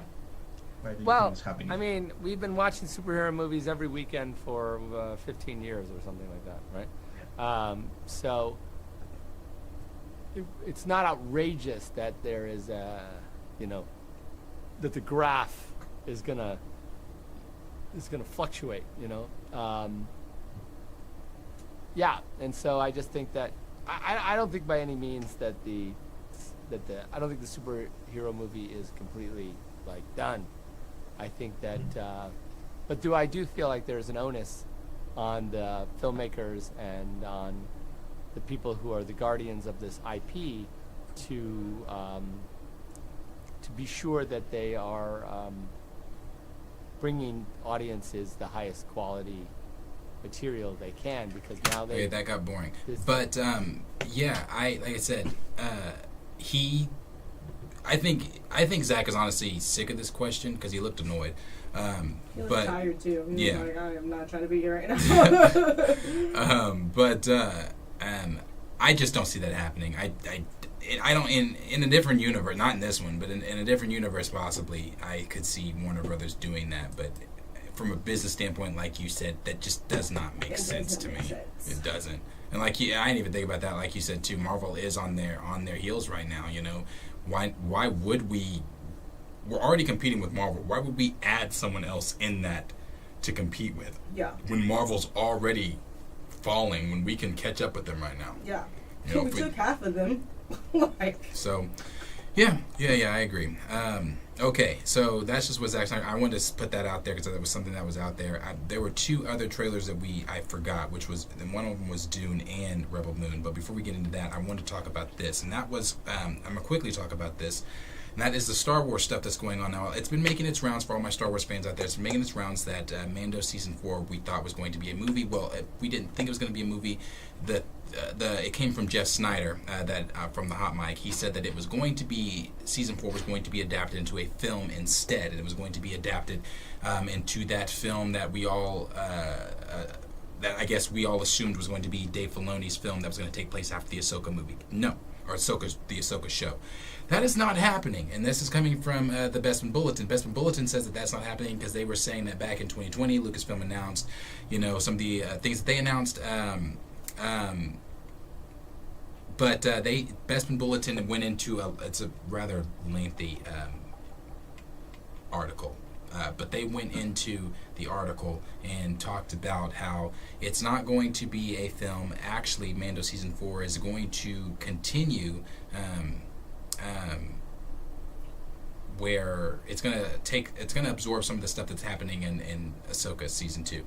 Or Ahsoka. And then the events of that, I guess, are going to lead into some of these events for Ahsoka Season 2. Now, the reason I'm bringing this up, it's sad with Star Wars. And it's sad with Star Wars because it's kind of, I see Marvel going down this path with Star Wars. And it's sad. It really is. It's a sad thing to watch. I watched, as a Star Wars fan, if you are a real Star Wars fan and you know what Star Wars is, to watch the mighty Star Wars fall. And I hate to even say that, but to watch the mighty Star Wars fall, it's crazy. Star Wars is not Star Wars. And as much as I loved Ahsoka, let's be real. No one watched it. Let's be real. The numbers came out. No one fucking tuned into Ahsoka. And the people that did tune into Ahsoka were complaining about how it wasn't Star Wars, or it wasn't this, or wasn't that. There were few of us that were singing its praises. For those of us that watched Rebels, for those of us that watched Clone Wars, that have those connections, that understood the things going on in Ahsoka that, we saw happening in the animated series. We have a personal connection with that. Most people don't. And it's sad to see that, the more and more Star Wars stuff comes out, the more and more disconnected Star Wars fans are becoming from a once beloved franchise, from a once franchise that was king above a lot of other franchises. And Star Wars is just simply not that anymore. Again, I enjoyed Ahsoka, but will I go back and rewatch Ahsoka? I can't tell you that I have a desire to, because it was great. It was great. When I say if I ever go back and rewatch anything of Ahsoka, I'm just going to pull up on YouTube certain scenes that I want to watch. But would I go back and watch pound for pound, minute per minute of each episode? No, I wouldn't. And the only time I ever do that in Star Wars is with the original trilogy or the prequel trilogy, or some episodes with Rebels or Clone Wars or Rogue One. That's where it stops for me. I don't find myself diving into new things with Star Wars. And I know a lot of people are even saying, well, what about Skeleton Crew coming out? Have you read the synopsis for Skeleton Crew? Skeleton Crew does not seem like it's going to be a good fucking time at all. And everybody's like, well, Jude Law's in it. Okay, so Jude Law's in it. So it's going to be Jude Law hanging out with a bunch of kids lost in space. That's what the fucking synopsis is. It's a Jude Law, some Jedi, he's going to be playing some Jedi, another random Jedi that escaped Order 66 that we knew nothing about, but hey, here we are, with a bunch of fucking kids that escaped Order 66 that we knew nothing about, but hey, again, here the fuck we are, and they're lost in space. At what point did and I feel like because Disney owns Star Wars, obviously it's Disney, I know this, I'm not saying this as a revelation, I've been knowing this, Disney is trying to cater to a much younger audience, and that is the kids. But when did Star Wars ever become a kids, a kids type of deal? And let me full stop there, because I can see some of y'all typing all hard right now. Well, Darius, George Lucas said. I know what George Lucas said. I'm a fan of the franchise. I know what George Lucas said. George Lucas said, yes, Star Wars is for children. It is for families and things like that. But when you are watching this, and the main general audience of Star Wars, can you tell me that the general audience of Star Wars today is kids? I'll sit back and wait a second. No, I didn't have to wait that long. They're not. But that goes back to what I said earlier. If you're a fan, you're going to make sure your kids are going to be a part of it. I haven't met one person who's a Star Wars fan, a Marvel fan, a DC fan, a Harry Potter fan, whose kids are not also in the same thing that they're into. But just in general. But that's what I'm saying. Your main fan base are not children. They're us. They're adults. Yeah, especially for Star Wars. And you're trying to pull in this whole new crowd and this whole new generation, and it's not going your way. It's not working. It didn't work with the sequels. The sequels were shit on the ground. And yes, the sequels make money. Of course the sequels made money. Why? Now this is where Star Wars and Marvel differ. even in the state that Star Wars is in, you can put out a Star Wars movie and it's going to put asses in the seats because the name Star Wars. Exactly. That's why. Marvel doesn't have that clout. Let's not pretend. Because, I mean, look at the last couple of years. Star Wars can put out a shitty movie and still put bank. That's been proven. Look at The Last Jedi. Look at the Rise of Skywalker. It was all gloobly glob poo-poo dog shit, and we still went and watched it. Of course. But like like you were just saying there, like I was saying too, the audience with kids. Today's kids aren't. I don't know a bunch of kids that are diehard Star Wars fans. Because I remember, like I said, when I was growing up, when I had a Star Wars party. My 5th grade, going into the end of our 5th grade year that summer, I had a end of the school year Star Wars party. But who introduced you to Star Wars? A friend of mine introduced me to Star Wars. But then it was my stepdad that showed me the originals. And that's when I said, oh, wow, I never... But boom, right there. Knew. You know what I mean? Like, what kids nowadays are going to go on a tablet, go on Disney Plus... No one. Go to. That's what I'm saying. No one's watching Star Wars that's what unless I'm it's and that's where Lucasfilm is fucking up. They're trying to do all this shit that they're trying to do, and they're missing the mark of the audience that they're trying to appeal to. None of us are gonna watch Skeleton Crew because none of us give a fuck about Skeleton Crew. Acolyte. Am I interested? Yeah, I'm interested. The synopsis seems interesting. It's about a Sith and an apprentice. We've never had a story centered around a Sith, so yeah, that seems interesting. But how long am I going to be interested? Is it going to be because, I know people keep telling me as a hardcore Star Wars fan, Darius, I can already see the comments now. Just give Andor a chance. I can't, because I did. I gave it a chance with the first episode. And to me, I've said this many times with a lot of shows, if your first episode fails to draw me, better example, Gen V, the first episode, the first 5 fucking minutes of Gen V, I don't know if you've seen Gen V, the first 5 minutes of Gen V when she's realizing what her powers are, that shit, my jaw, I was like, holy. When she killed her entire family on accident with her superpower, I was like, oh shit. Yeah, bro. And then that had me invested. I wanted to know what's happening next. Okay, now I have to see the next episode. Okay, I got it. With Andor, we recorded a reaction that I didn't even edit because I was like, this is not worth my fucking time to edit this. Because I don't care. Because, when the director of the show is coming out and saying, well, don't expect to see things like lightsabers and aliens and Darth Vader and Star Wars. Oh, don't expect to see the things that are Star Wars in Star Wars? Right. That's like me going to McDonald's saying I want a McNugget and I'm leaving with a McDouble. I asked for a fucking McNugget. I don't want McDouble. Right. So it's like, I don't understand why we keep hiring these creatives and people that don't give a fuck about franchises that they're a part of. Like, there are no aliens in Star Wars? What the fuck are you talking about? That's one of the things that made Star Wars so interesting back in the 70s and 80s, was it took you to a world that had never been seen on TV or on television, on the big screen ever before. Right. A galaxy far, far away. That doesn't mean a galaxy up the street where people look like me that are using, one thing that Henry always points out, because Henry's a big, guns and movies type of guy. He is like sci-fi guns, real guns. He's big into that shit. And when he was watching the trailer, he was like, why are they using regular, our world guns? I don't notice shit like that. Right. But he was like, why are they using, our world type? He's like, that's like a regular fucking, whatever kind of gun, he said. They didn't even try to make it look. It's just like, I don't know. So Star Wars for me is in a state, because I'm not going to sit here and pretend I'm excited for Mandalorian Season 4, because Mandalorian Season 3 was disappointing for me. Mandalorian Season 2 was fun. It was fine. It'll never be what Season 1 was, but, and then, of course, I could go on with the Book of Boba Fett, how that was, but I could go on with how the Obi-Wan Kenobi show should have never fucking took place, but here we are, it's now canon.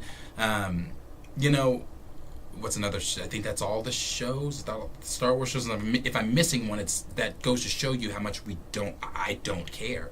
And I hate saying that, about Star Wars. I really do, but we've been with Grogu since 2018. It's now 2023, and what more have we learned about Grogu? What more have we, outside of he survived Order 66, he still can't fucking talk at age 50, or maybe he can talk, he's just choosing to be mute. He left Luke. They did that whole fucking thing in the book of Boba Fett to bring him back, and just all of it. So, am I in a place where I'm really happy with Star Wars right now? Am I in a place where I want to see season 4 or any of the other stuff going on with Lucasfilm? No, I'm not. I'm excited that Dave Filoni has been promoted to the position he's in, and maybe that can change some things, that can turn some things around, because Dave does understand and Dave knows what we want as fans. But I don't know, and I'll tell you this too. The last thing I'm going to say, the Rey film that they're doing to show you that Lucasfilm does not have their ear to the ground. They're doing that Rey Palpatine or Rey Skywalker, whatever the fuck they're doing with Daisy Ridley. And again, I've said this about Daisy Ridley. She seems like a fine lady. Like I don't have anything against Daisy Ridley. She seems really nice. That's great for her. I hate her character. Rey is one of the worst Star Wars characters that they could have possibly introduced. And the fact that you know that the audience dislikes her so much, and you're now giving her her own film that's going to take place when episodes 10, 11, and 12, which blows my fucking mind that we're even doing that. That's going to do Morbius, the Marvel's numbers. I promise you. Mark my words. What is today? 12/13/2023. You heard it here first on Planet Fanatics from Darius. I said it. It's going to do Morbius Marvel's numbers. Why? No one gives a fuck. You're talking to Star Wars fans. No one gives a fuck. Yeah. About Rey. So, and the numbers are just there with everything else. So that's where Star Wars is. That's where I am with what's going on. So don't expect season 4 of Mandalorian to be a film. It's still going to be a show that's going to later on lead into their film or whatever the fuck they're doing with it. So, and then the last thing before we get into the comments, last thing we're going to talk about is the thing that everybody is wanting to. Oh, I'm sorry. I did say those trailers, didn't I? Yeah. Is it the Dune trailer and the Rebel Moon trailer? Oh, yeah. The Dune trailer, Rebel Moon. Okay, so let's do the Dune trailer first, and then we'll do Rebel Moon.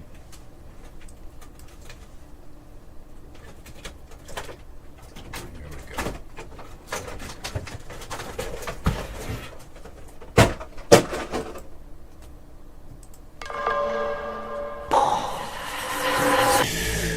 Okay. I'm here. It's been a while since you've had one of those nightmares. Tell me, what was it about? It's only fragments. Nothing's clear. You've been fighting the Harkonnens for decades. Look! My family's been fighting them for centuries. Your blood comes from dukes and great houses. Here, we're equal. What we do for the benefit of all. Well, I'd very much like to be equal to you. Maybe I'll show you the way.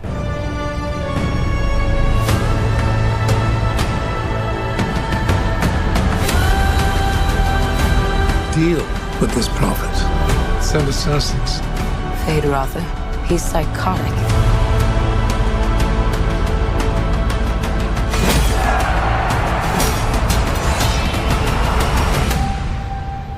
I see possible futures all at once. And in so many futures, our enemies prevail.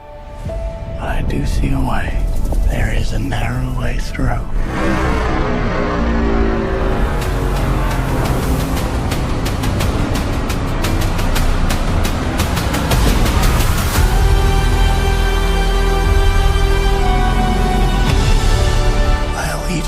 Is to you. Do you believe me? This is a form of power that our world has not yet seen. The ultimate power.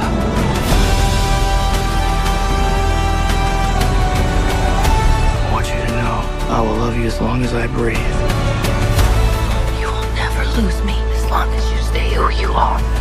Consider what you're about to do, Paul Atreides. Silence!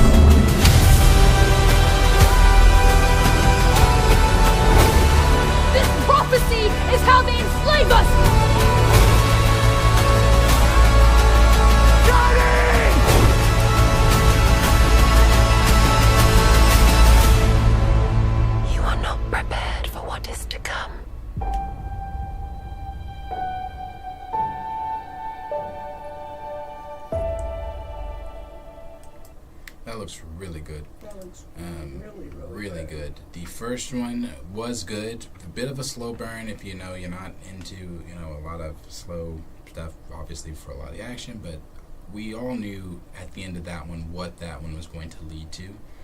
So that trailer looks really good. It looks like it's going to be great. So I'm pretty excited for that one. And the last thing.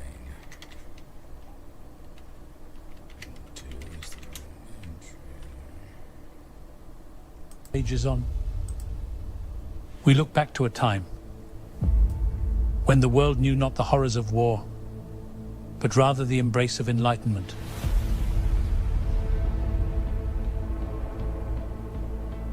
When I found you in the wreckage of that ship, I considered leaving you. I was afraid you could bring trouble to us.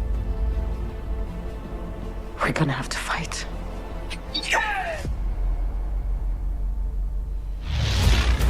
We're searching for soldiers for a fight against the Mother World. I could help you. For a small fee, obviously.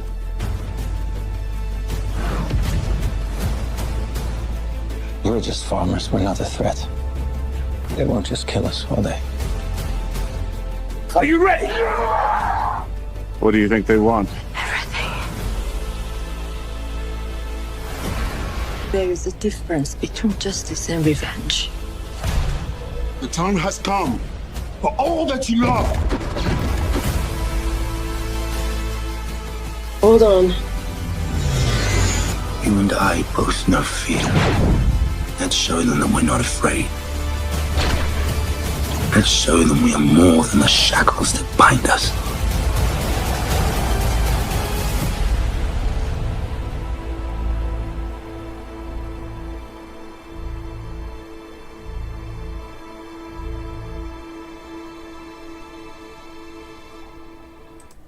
Is Rebel Moon connection to something? No, it's is this so. like its own. Yeah, Rebel Moon is Zack Snyder's Star Wars idea that he took to Lucasfilm and Disney. They told him to fuck off, so he took it to Netflix and they renamed it Rebel Moon, and they took out the lightsabers and made it this. So it's basically his version of Star Wars. And you can very much see the heavy elements of Star Wars, and I would even say Dune, obviously, because Dune has, or Star Wars is, George Lucas borrowed a lot of elements of Star Wars from Dune. So, yeah, you can see a lot of those elements in there. But yeah, it's his version of Star Wars that he's basically doing with Netflix. Okay. Well, so that is changed that. the perspective a little bit, I'm not gonna lie. Knowing that little fact there. That. This is a scene that was, see, it's lightsabers, but it's not. See how he's got them like they're, I don't know how he really can kind of, I mean, I guess it's just a sword. It's not a lightsaber by name. Yeah, so I thought that was in the trailer, wasn't it? I don't like that for them. Why is this I had a way different feeling about this trailer before you told me that fact. Because now I can't unsee it. You can't unsee Star Wars? Yeah. Why is this one longer? I was looking for the scene with her doing that, but I think it's only. You know what it's kind of low-key giving me, though? Huh. The little elements of like, you know that movie, The Fifth Element? It's giving me some low-key of those vibes right there, just not so much outer spacey.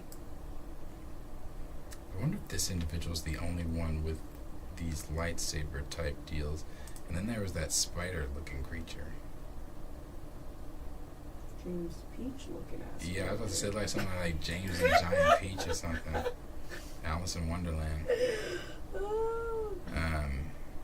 Yeah, no, Zack Snyder's got a very, very imagination. People are loving this too. Wonka. I'm actually wanting to. I'm a huge Willy Wonka fan. Like, I loved that movie growing up, so I'm kind of curious to see this movie. I didn't love the trailer, so I didn't think I was gonna like it. I was showing this earlier. I didn't know it wasn't on the screen when I was showing it. These little lightsaber things that she's using. They're like lightsabers, but they're obviously not. I don't know, but she moving them motherfuckers though. Hey. Yeah. Now they just look like modern day lightsabers. I'm telling you now, it's just like you, hey. You know what I mean? And Well, those were look like now. Those were lightsabers, I'm sure, in his pitch. And they said, okay, well, how can we make them not look like lightsabers? They said, well, let's just put some mist going off of them. If we just won't call them lightsabers. Okay, I know everybody kind of wanted us to talk about the Jonathan Majors thing, to talk about the Jonathan Majors video of, you know, him running away from. I'm pretty sure that is on my profile, of him running away from a girl. And this is from TMZ. Everybody has seen this, I'm sure, by now, but this was more footage from the night in question. You know, we've seen the footage from outside of the club. I think it was 8 minutes after the incident outside of the club. And I don't want to say that because there was an incident. Now, what the fuck transpired is another question. But it seems as if, and I've been saying this from day one, if you've been here, I've been saying that Jonathan Majors is innocent. And this is a witch hunt. This man is running from this girl. He's, you know, people say, well, he's her in the car. Yeah, he's clearly picking her up, trying to tell her, like, no, bitch, stay away from me. Stay in the car. Like, I'm trying to get away from you. And he's running from this girl. Like, let me go, let me go. And he's running from her, pushing her off of him. She's chasing him. You know, and then that next morning he found her in his closet. That's when he called cops. That's what started this whole. That's what started this whole thing. When he called 911 because he thought maybe she overdosed on something. This man is sprinting for his life, and look at her, hot on his heels. He is sprinting, trying to get home. Look at her, no regard for her life. She's gonna run in front of the car. Gone. So this, you know.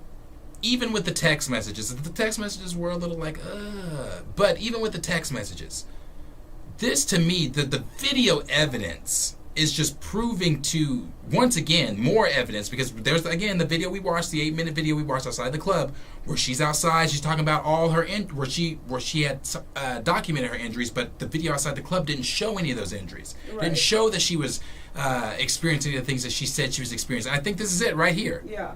Yes, didn't show that she was experiencing any things that she was experiencing. Yeah, the dude in the hat. Or any of that stuff. And then there was like a picture where she posted like bruises on her neck. And her finger. Like, a broken finger. But I'm like, when did he touch your neck? But see, she's saying it's this hand right here that is bruised. The hand on the outside of facing the camera. Yeah. If this hand is bruised and broken and fingers, you're not putting, and there's Jonathan right there, just passing by. You're not, and she's going at him. You see Friend trying to hold her back. He's walking away from her, not paying attention to anything she's saying. That's when he goes after her. Or that's when she goes after him. He's clearly pointing, stay away, or whatever he's saying, you know, back, here she is, trotting up behind him, running. But yet, now I want to say this too. I do want to say this because I have seen, again, the ignorance online, the ignorance of people on Twitter that still believe that they have a witch hunt, that they can hang this man or for whatever invisible crimes he has committed. But I will say this.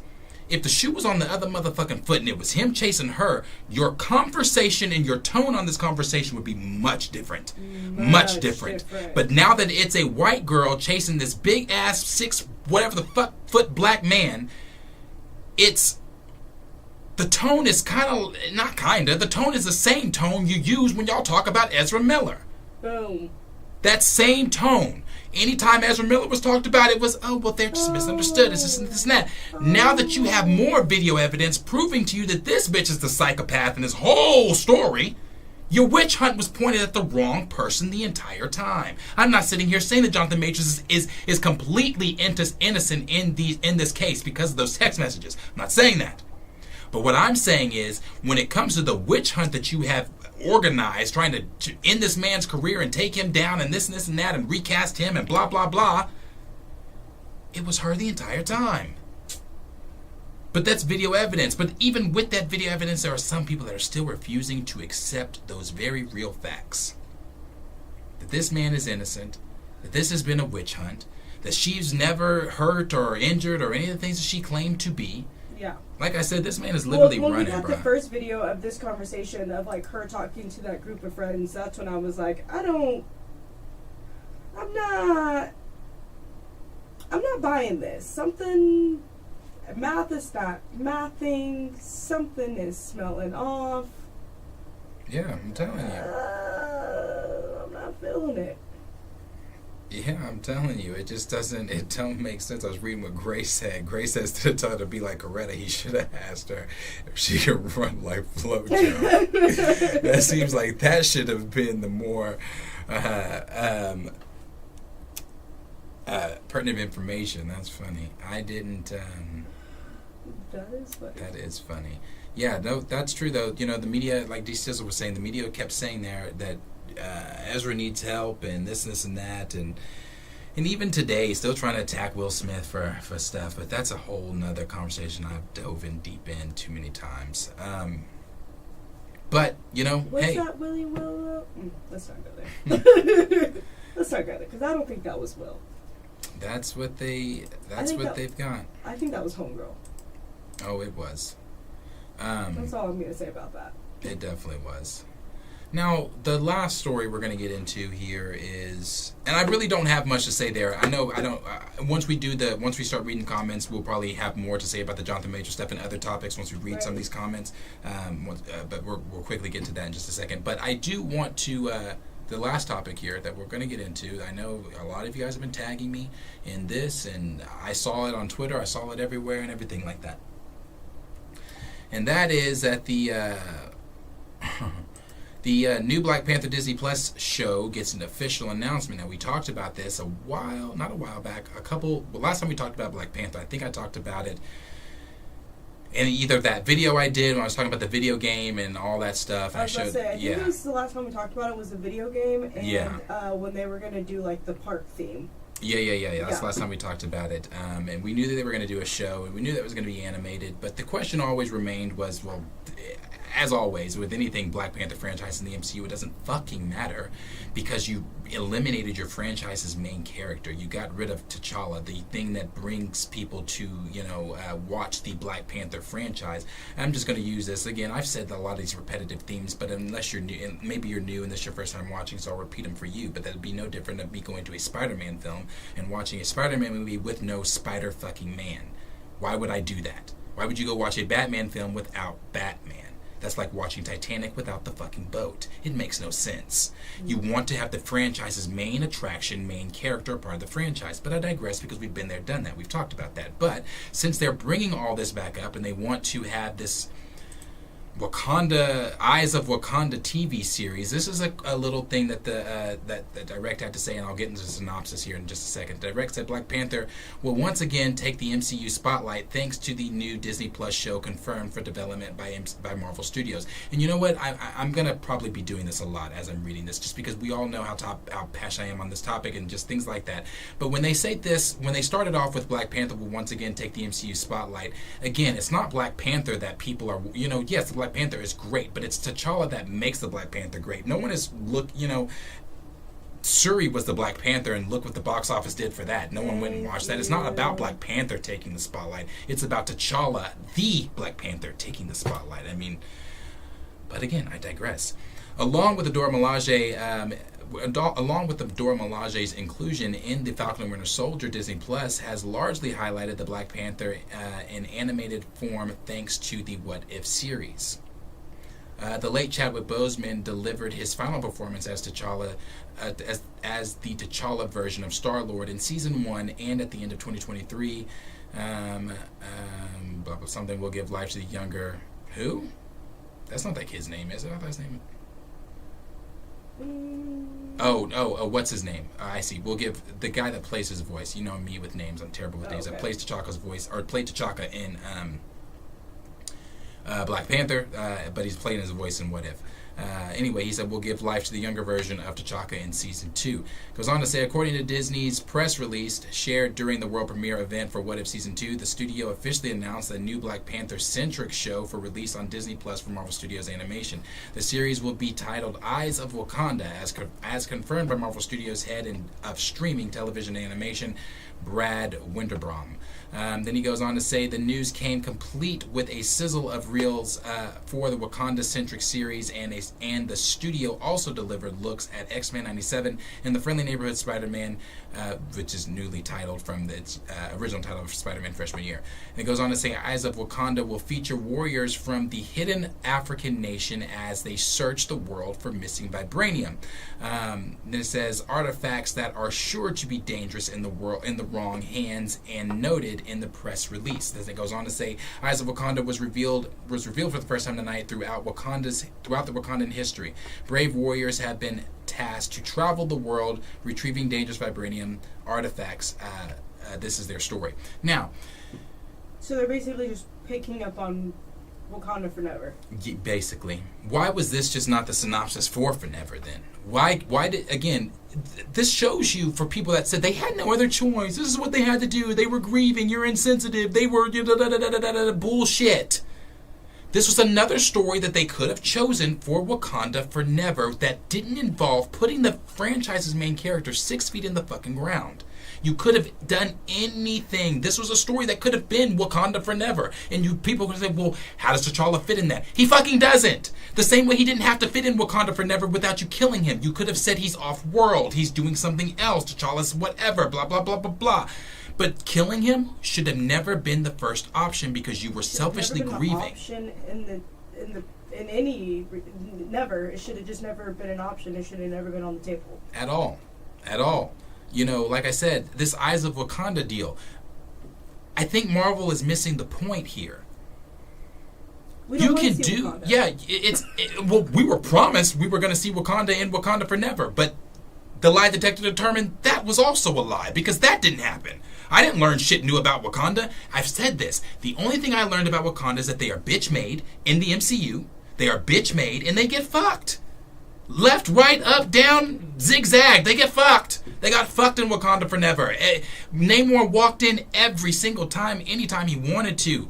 The Wakanda's borders are supposed... Where's the border tribe? I understand that the border tribe is having their issues or whatever the fuck they're having from the first film. That was never even discussed. That was never explored. That was never, brought more light onto where the fucking border tribe was because the borders were completely open for Namor to just walk in. Nobody explained that shit.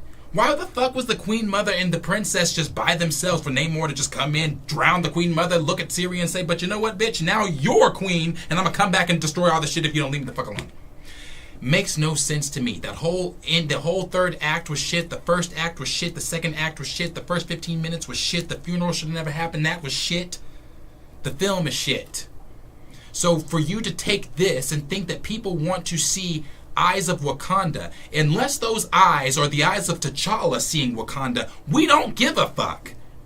You're taking some Wakandans that are going to go retrieve stolen Wakandan artifacts? Put me to fucking sleep. I don't care. I mean, you see me over here like what? What is that? What? Like, that would be like us going to Krypton and watching a whole bunch of Kryptonians do shit outside of shit that involves Superman. Like, we don't care.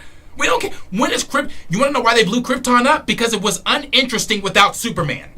That's why they blew it the fuck up. You took the interest off, so they blew it up. You take T'Challa out of Wakanda, what's the point? Yeah. What is the point? You read any comic and I know I can hear the people, oh my God, please, are we still on this? Are we still on this recast T'Challa bullshit? I've said this over and over and over again. Until the king is back on his throne, it is always going to be recast T'Challa. Always going to be recast T'Challa.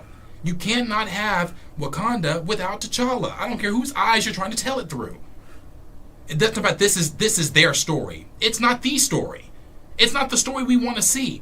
The last thing they said was, looking at the title and description for Eyes of Wakanda, it appears fans will get the chance to dive deep into the nation's inner workings as its soldiers travel across the world retrieving and recovering stolen native artifacts. But again, you told us that for Forever. You said we were going to dive deeper into Wakanda and explore it more since we were taking the main attraction out. We were going to show you the second main attraction, which is Wakanda itself.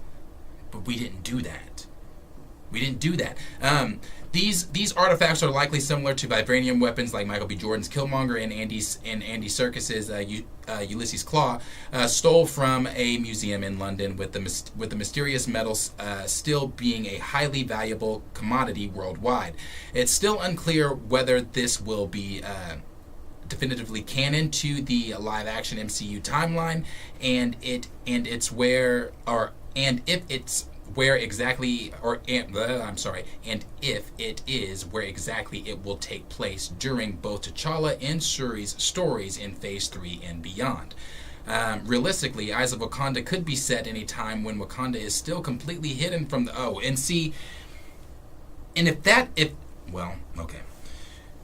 hidden from the rest of the world, and could easily be set after T'Challa opens the country's borders at the end of the first Black Panther film. And if it is T'Challa in it? Because we don't know if T'Challa's in it or not. We don't know if T'Challa's in it or not. In the synopsis, it doesn't seem like T'Challa's in it. And if it is set after T'Challa's death, again, uninterested. And if it's set before, is he in it? And if he's in it, in what? I mean, I'd be happy if he is in it. But what's the capacity of it? I mean, just for us to know what his ultimate outcome is going to be. There's still time to fix this shit. I want to say that too. There's still time to fix this shit before, because I'm done on that one. But there's still time to fix this. If you want to fix this whole thing, and you want to bring T'Challa back with your whole soft reboot or whatever the fuck you're doing, that's the thing. All you've got to do is say, because we still got Secret Invasion going on. Just because the events of Secret Invasion have ended from what we saw on screen doesn't mean the events of Secret Invasion are not still going on in the MCU. You could easily say that's a Skrull in that casket. That's not T'Challa, and you could make it line up with the comics somewhat. But they're not going to. No. They stood not 10, but 20 toes deep in that fucking movie. That's why I always come back and shit on that whole theory of, or raining on parades of people saying, well, he's coming back. No, they made it very clear. Yeah, it's a lot of money. It's a lot of money to put into a point. Mm-hmm. And they put all that money into a point, and that point was, regardless of what you want, or your hashtag or whatever, we're not recasting the character. He's going to remain where we have put him, and it's going to be out of respect to an actor who did not want that. Yeah, who did not want that in the first place. And for the last thing I'm saying here, since I'm working from home, I'm just watching random movies, whatever. Watched 42 last week. There are people that'll make the argument with you on Twitter, and these are the people that don't know what the fuck they're talking about. I hope some of those people are watching this now. I think I need to make myself just a little bit bigger when I say this. There are people that are going to be watching that will make this argument on Twitter when they have the respecting Chadwick Boseman conversation. These are the same people that don't even know Chadwick Boseman's work outside of his work as the Black Panther and T'Challa, and don't know about the Black Panther or T'Challa outside of the MCU. Those are those people. So those people will make the argument with you that Chadwick Boseman's best performance that he's ever done is in Black Panther in the MCU. That's why it's so disrespectful for any of you to be coming in here saying recast T'Challa, because he put his heart, his soul, and everything he had into that. I will give you that. While he had cancer, he was still going on to set and putting on the suit and doing his own stunts and all that kind of stuff, because that's just the type of person Chad was. But for you, the fake fan that you are, the looking for an argument, to come into these spaces that don't know what the fuck you're talking about, to come in here and say that the best performance that Chadwick Boseman ever gave, and that's the reason that Marvel is doing what they're doing to honor him and their personal feelings toward him and X, Y, and Z, that shows me that you don't know what the fuck you're talking about, that when you come into these spaces, you're just coming in looking for an argument. Because, and this is not an opinion-based thing, I don't care who you are, that performance he does as T'Challa is fine. But it does not stand against the performance he does as Jackie Robinson in 42. Oh, no. 42 is... I've seen it many times, but I watched it again, like I said, for the first time in a while. Great film. Yeah. He showed his ass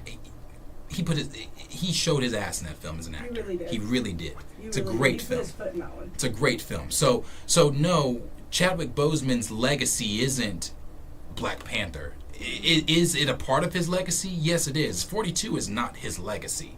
Is it a part of his legacy? Yes, it is. But as Chadwick Boseman has said in many interviews, and these are the same interviews that we use in our arsenal of weapons and weaponry when we're arguing with anti-recasters, the same videos that put them on mute every single time when he has said he wants to pass that baton.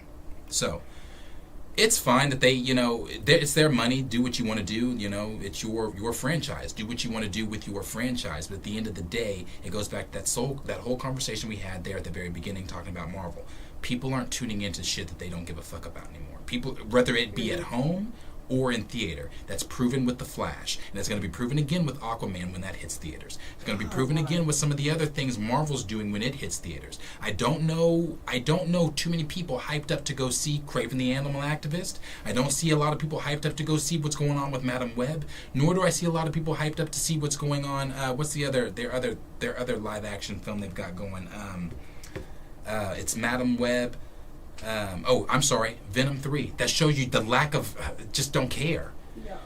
So I don't see a lot of people getting type about doing any of those things. So it's going to be a struggle.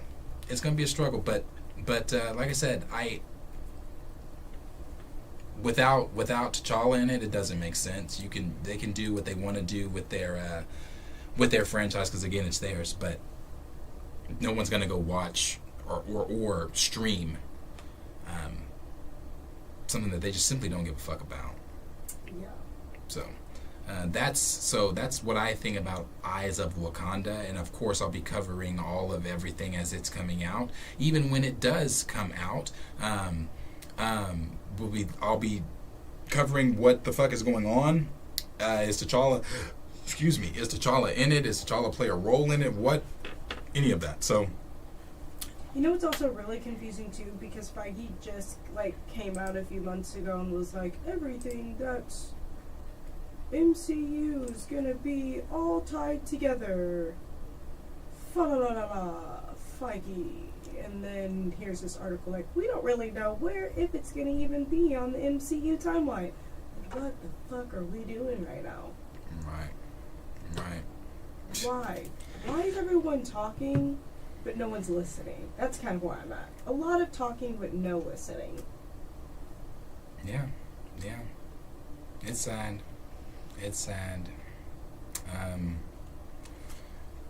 Let's touch a few comments there. Let's see what people are saying. Where shall I start?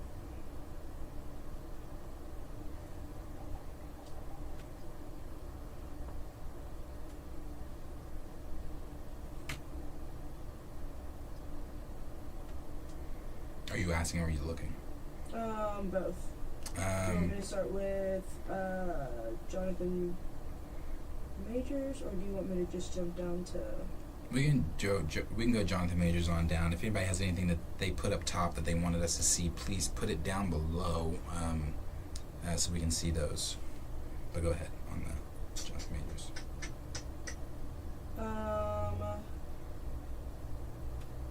Raymond 2000, Jonathan was running like Tina was running from Ike, and what's Slub got to do with it?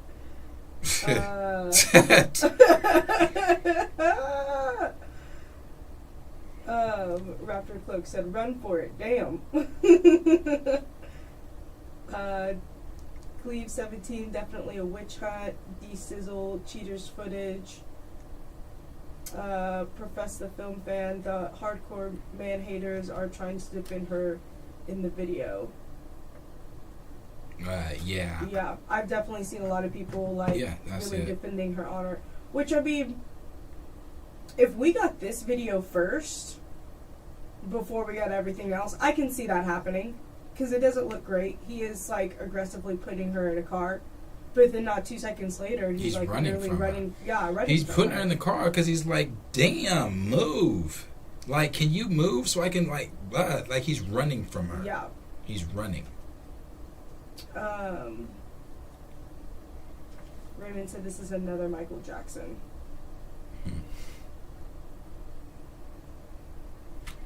Profess the film fan. Even people in recast T'Challa are bashing JM.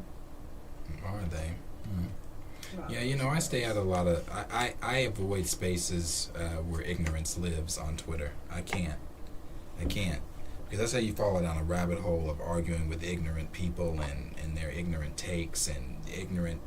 I'm telling you, Twitter is... I don't know even what to do on Twitter. I'm so lost on there. I feel like an old lady. Twitter, once you really get the hang of Twitter and you start, using it, if you do, Twitter's a whole nother world. It seems like it. It's a whole nother world, and there are several worlds within that world. Like I told you, I have several Twitters, and every Twitter, it's a different world because at first I was trying to balance all those worlds on one Twitter, and I was like, no, I have to have separate Twitters for these separate worlds. Like it's a lot, bro. It's a lot. D-Sizzle, Ezra needs help, and Will should be banned from Hollywood. ... Not Will. Hey, like I said, they're Jada too. Yeah. She needs to be canceled. I'm like, what did Will do wrong? Like, what did Will do so wrong for us to just be like, ugh, Will? He hit Chris. People didn't we act like that. we act like we don't see that type of shit almost ever. And we can sit here and watch Blueface and Krishan fight. I can't watch them two do shit. Them Will doing one slap. Come on now. I think we're better than that as a even their society. Funny Marco interviews, and I love Funny Marco. Even their Funny Marco interviews was like, oh my gosh, when he asked Funny Marco to name his songs, and he just the look on his face. He said, "Bust Down Tatiana featuring Cardi B." I was dying the whole time. Oh, I literally rewatched that video like 40,000 times.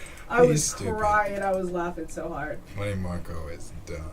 Oh man, Xavier Phoenix. Oh, this is going on to Black Panther. Do I trust him to do a show without T'Challa? No. No. Of course not.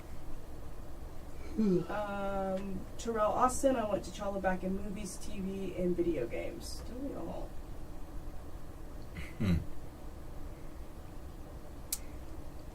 Be nice. Stanima MC. I like that John Connie's son is doing voice work for the younger character. That's a nice touch.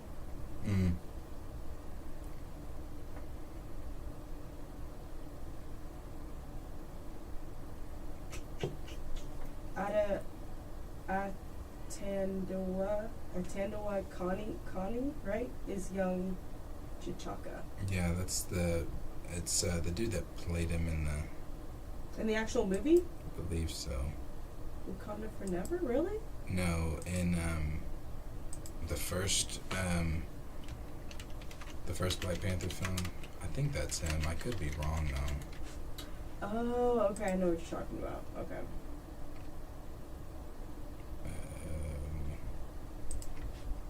It's probably in the full cast.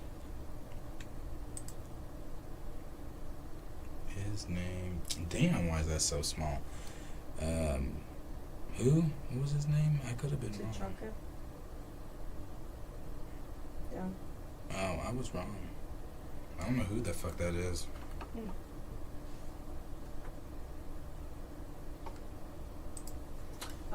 Andre Ware, throw the show out if it doesn't have T'Challa. Well, throw it out. Raymond, I don't know that for sure. I just don't think he's gonna be in it. I don't think so either.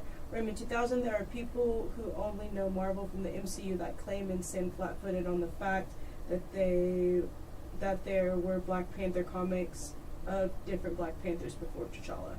Yeah, I know. They come in those arguments, and I was like, it's a mantle. If you read comics, you know it's a mantle. Well, that lets me know that you don't read comics because it's not a fucking mantle. And if it's a mantle, how is he still, till this day, the only Black Panther? Like I use that same, the example from Avatar all the time. Yeah, it's cool that we know about the other avatars, and we know about Kyoshi, we know about, I forget the very first Avatar from the side story that we went on in Last Airbender, and some of the other avatars and all that kind of stuff. Roku, all them. But the only time that you learn about those other avatars, like we know of their existence, just like we know of other Black Panthers' existence before T'Challa, just like we know of other avatars before Aang.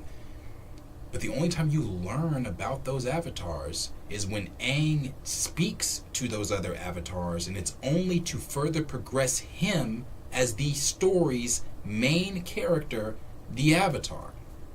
That's the only time.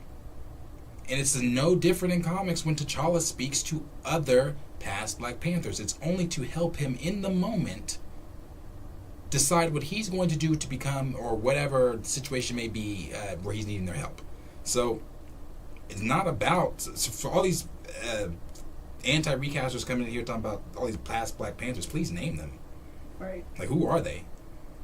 D Sizzle said this is like Gotham show for Wakanda. This is like the Gotham show for Wakanda. Yeah, I didn't care for the Gotham. That's a good way to put it. Yeah. I didn't watch that either. Yeah. I watched like the first few episodes of the first season, and I'm like... But you know why I didn't watch Gotham? Because where the fuck is Batman? I'm like, I was waiting for Batman to show up, and I was like... That's why I didn't watch Gotham. Like, and I struggle with the Penguin show that's coming out on HBO Max. Like, yeah, damn, I'm telling you, I'm blanking on names today. Colin Farrell. Colin Farrell did an amazing job as the Penguin. An amazing job as Cobblepot. Like, an amazing job. But do I want to see Cobblepot become the Penguin? No. No, I don't.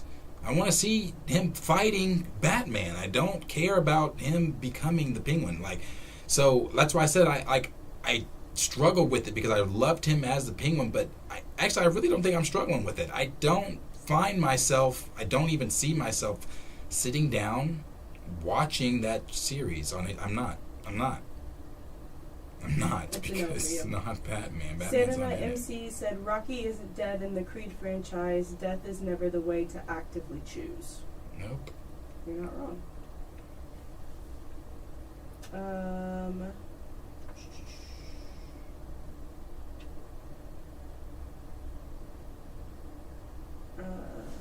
Edward Stewart said T'Challa could have been wearing his mask the whole time. Yeah, could have done that too. Yeah. Like I said, if you really want to make this transition easy, I mean, it should be easy already. I mean, you set it up right there with Secret Invasions. Well, that and with this show. I mean, if you want to, it's not hard, but I'm going to use the words, the verbiage that people are going to like. If you want to make this transition easier for the people that are still mourning, you put him in the animated show, you have whoever's going to play him voice him, so that way the voice you hear is no different from the voice you're going to hear with the new face of who's going to be him. Boom. In live action. That's how you do that. You really want to put him in the show, do that. Put him in the show, transition from the show into the live action. Boom, you got T'Challa back.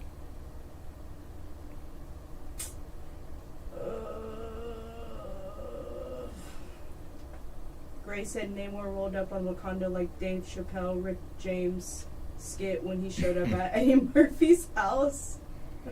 I watched that skit a couple months ago for the first time in a while at work. That's when I still worked at the lab. Raymond 2000, I cannot wait for this thing to reboot. In my head, MCU needed Endgame, and this reboot with the mutants and Fantastic Four is totally new universe. I am not acknowledging not one Marvel property anymore. This is trash. Who the hell cares about Wakanda without Batman? That was my issue with Gotham. I don't care about Gotham without Batman. I think you meant say Wakanda without T'Challa, but we'll pick that between them. Yep, very true. Very true. D Sizzle was asking if Nate Moore is a producer on that show. You know, let's find out. While you're doing that, you can keep reading those. Let's find out. Is Nate Moore? I bet you he is, because you know Nate Moore is the token black employee that is attached to all of the black projects. D Sizzle said Nate does love his black unnecessary deaths and struggles. Andre Ware, they have screwed themselves with the Black Panther franchise. They have no idea what they are going to do.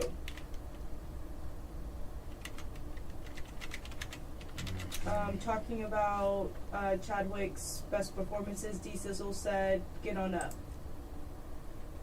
He is one of his favorites. Oh He yeah, said, Get On Up. He is my great favorite in that. Chadwick Boseman performance. He is great in that.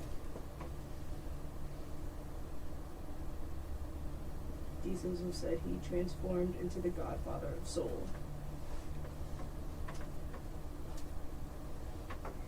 Ryan Coogler is writing. Lord have mercy! What the fuck? Ryan Coogler is working on the television series focused on Wakanda. For why? We know Denai is voicing Okoye. For why? But it's nothing on the producer. But I guarantee you, Nate Moore's involved in some way. That makes sense. I mean, if Ryan's involved, and we all knew he was,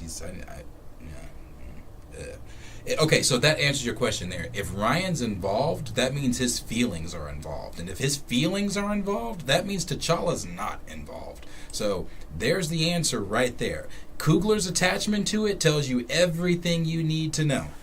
Well, there you go. Soda said 42 inspired me so much. I bought the poster for my movie poster collection, one of my favorite hanging on the wall. That would be a good movie so poster. Good. It's a good one. It's a good movie poster.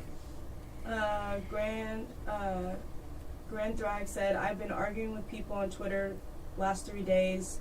This push to erase this character out on his own comic is so weird. I hate to be a conspiracy theorist, but man, I don't understand it. Yeah. Yeah, it's frustrating. But they don't care.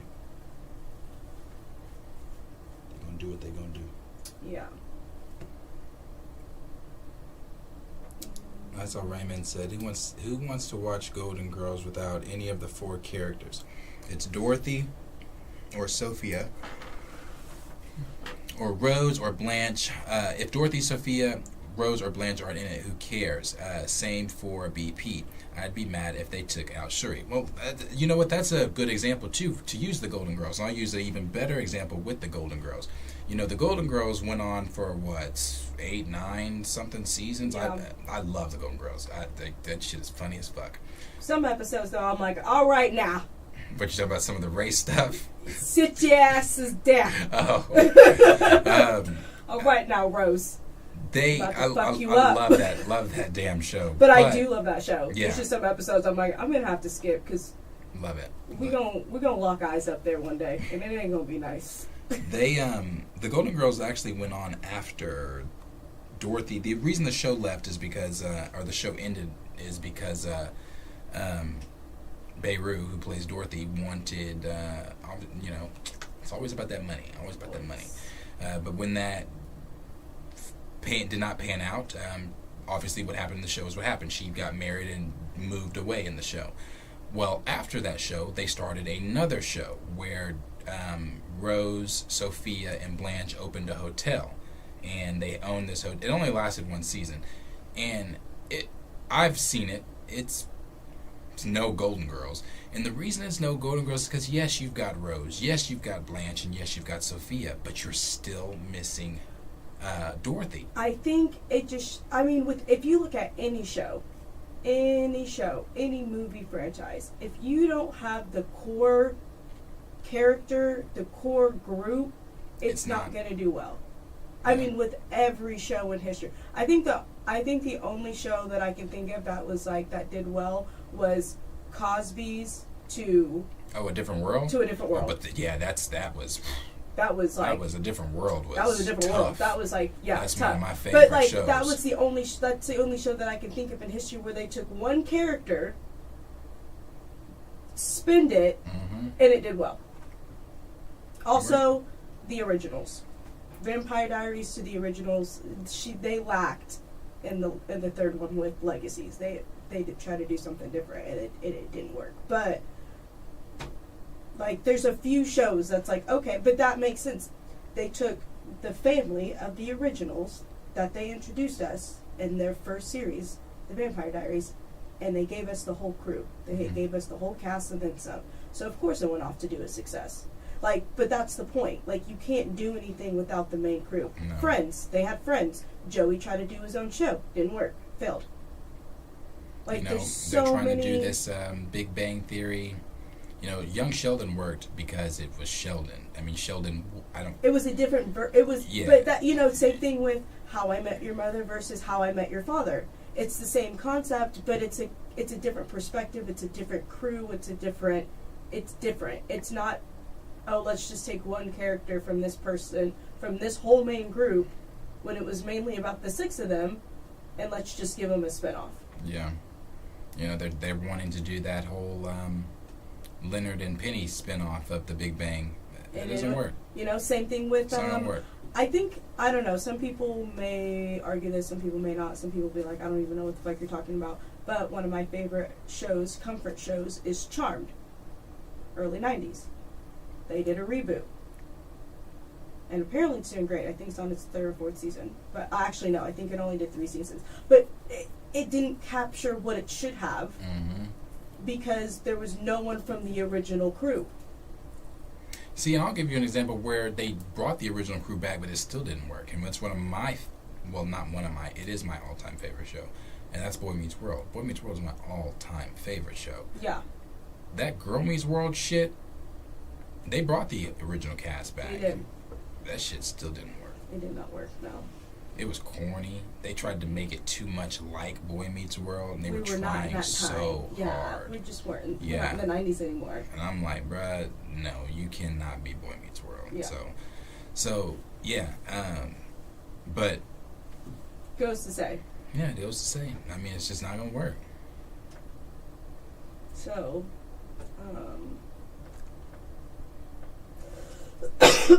but yeah, I see Jabari says T'Challa deserves an arc like every other lead character. Yep. I agree. But yeah, and I see Raymond said the Frasers reboot isn't my thing because the other characters like Daphne, Roz, and Niles are either not in it or only appear once. Plus, the father died a few years ago. Yeah, exactly. Yeah, I mean, that's like with any show, Me too, Raymond. I would not want a Friends reunion without Matthew Perry, but thank God we're not ever getting a reunion ever again. They made that very clear, even with Matthew, when Matthew was here. Yeah, they've got to do, I mean, but that's just the thing, too. I was looking at I didn't even know they were doing a Mean Girls reboot or remake. They did a Mean Girls remake. They're doing another remake. I was just talking to Henry about it because I was like, damn, Hollywood is really out of original ideas because everything now is a remake. Everything is a remake of the original, and it keeps coming out to be shit. And my thing is, why? Why not just come up with an original idea, something new, something fresh, something we haven't seen before? Like, they're talking about redoing Back to the Future. For fucking why? Why would you retell 3 movies we've already seen? I'm a little bit more on board with it than I was at the beginning with the Harry Potter reboot.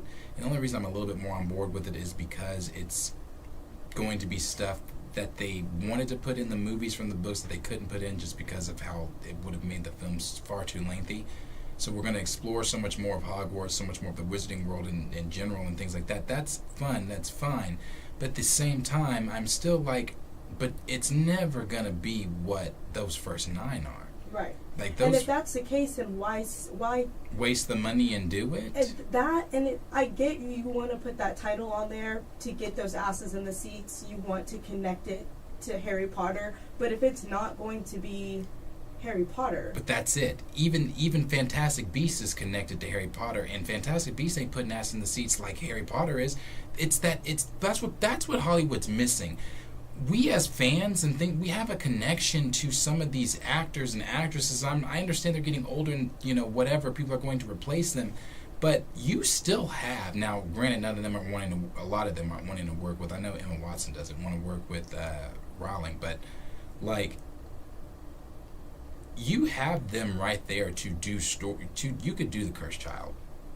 I mean, that's what people really want. You could do that. They're old enough. I mean, Cursed Child is not like an amazing story, but it's a good story. If you want to you want to bring back the original cast and things like that, you have them come back older. You've already got he's got his son and things like that. It'd be great. Yeah. But a retelling where it's literally us with a new Potter, a new Ron, a new everything, new. Yeah, it's just you could have just easily named it Hogwarts. Yeah. And called it a day. But see, even that, I'm telling you, even it's all those spin-offs. It's people are like I know when people talk about Harry Potter spin-offs, one of the things that gets talked about the most is a Snape spin-off. That's what people really want. People want to see what, that's what people want. And the people have fan casted Adam Driver as Professor Snape. That'd be fucking dope. But they went a different route. So, that's what it typically comes down to. Yeah. Raymond said even a Fresh Prince continuation without Uncle Phil seems wrong. Oh, yeah, that would be wrong. It would be wrong. How is the Fresh Prince drama series on Paramount going? I only watched the first season. Peacock, actually. I watched the first season. I didn't watch the second. Episode of the first seasons, and first season was pretty good. Was pretty good. What I've watched, I didn't like Marlon Wayans as his daddy. Yeah. I was like, you know what was a missed opportunity? Having Will Smith be the dad. Will was on set. Will's helping make the show. I don't know why Will didn't come in and act as a dad. Marlon as a dad threw me completely the fuck off. Yeah, that threw me off. I was like, oh no. Oh my gosh, Raymond, is it beautiful and everything I hope it would be? Talking about the Monk movie. See, here's the thing. Peacock is doing something real smart right now. Peacock is taking all these shows that used to come out on USA Network. I don't know if you remember that channel. Mm-hmm. And they're taking these old shows, and instead of doing series, they're doing movies. So, like, we had Psych, and now we have, 4 different movies to Psych. But they're a continuation of Psych. So it picks up after the last season, and then it just keeps going. And I think that's so smart. And they're doing the same thing with Monk. And I haven't seen it yet, but... Smart. Yes. I'm excited. Monk was great. They need to do something with Burn Notice. That's my fucking shit. I watch it till this day. Let's see. Oh, that makes me so happy. But as far as every comments go, we're not gonna be able to get to all of them because it is now. I mean, that's pretty much it. Time, our time. So yeah, guys, we appreciate everybody hanging out with us tonight, but we do have to get going for the night. Yeah. I gotta go get the baby. I have to go back to work. Yeah. I wasn't gonna say this. I'm still not. I'm not gonna say it. You'll have to wait. I'll say it next week. I won't wait. I'm not saying it now. Sorry, you have to wait. But yeah, I have something that it has nothing to do with this. It has nothing to do with this, but I will tell you guys next week you can look for a video that I will probably end up posting the link to because I'm going to have someone record it myself behind the other cameras. But, so yeah, that's all I can say. Just know that I will have a video for you guys that's coming out that has nothing to do with this stuff next week. So... yay. But again, appreciate you guys hanging out with us. Thank you guys for everyone here. We have 29 likes and 41 people watching this stream. Please smash that like button if you have not. It really helps us out over here. If you have not hit that subscription button, please do that as well. If you're new here and you liked what you saw, or maybe you just found us somewhat entertaining, I hope, then maybe you can hit that subscription button too, share with your friends, and get some more subscribers over here so we can boost those subscription numbers. Yes. And we can be here more. Like I said, next week, if you weren't here at the beginning when I made the announcements, next week I go back to Monday, Tuesday, Wednesday, Thursday, Friday of streaming. And then the week after that, we should have the Patreon set up to where if you want to be a member of the Patreon, you can catch us in the Patreon doing all types of things. I think we might either do leaks, some leaks still on the regular streams, or we might just keep all leaks and streamy, juicy news for movies on the Patreon streams. We're going to do reactions and things on the Patreon streams that you guys are wanting to see. I know there was a lot of requests for a lot of anime stuff. There was requests for Earth's Mightiest Heroes and some other stuff. We're going to do all that in there. I'm going to get my converter, so we're going to, I'm going to be able to play games in there on this stream and on the Patreon stream where I'm playing games and talking news and stuff with you guys while playing. a lot of different things will be going on in the Patreon. So if you're interested in that, there'll be a few different levels and tiers and things like that. If you're wanting to join and be a part of that, we'll do like I said, a lot of different things. So that's something that's coming up as well. So be looking forward to that. So we appreciate everybody again that has been here, that is new here, that is sharing these streams and everything like that. You guys make it all possible for us to be here, and it's you make it worthwhile for us to be here. So as long as you guys are here, I'm always going to be here. So I appreciate it very, very much. But again, as I always say, if you guys haven't, hit that like button, hit the subscription button, like, subscribe, share with your friends, and we will see all of you guys in the next video. Take care, be safe, try to watch some good content somewhere, because it ain't at Marvel. Have a good night.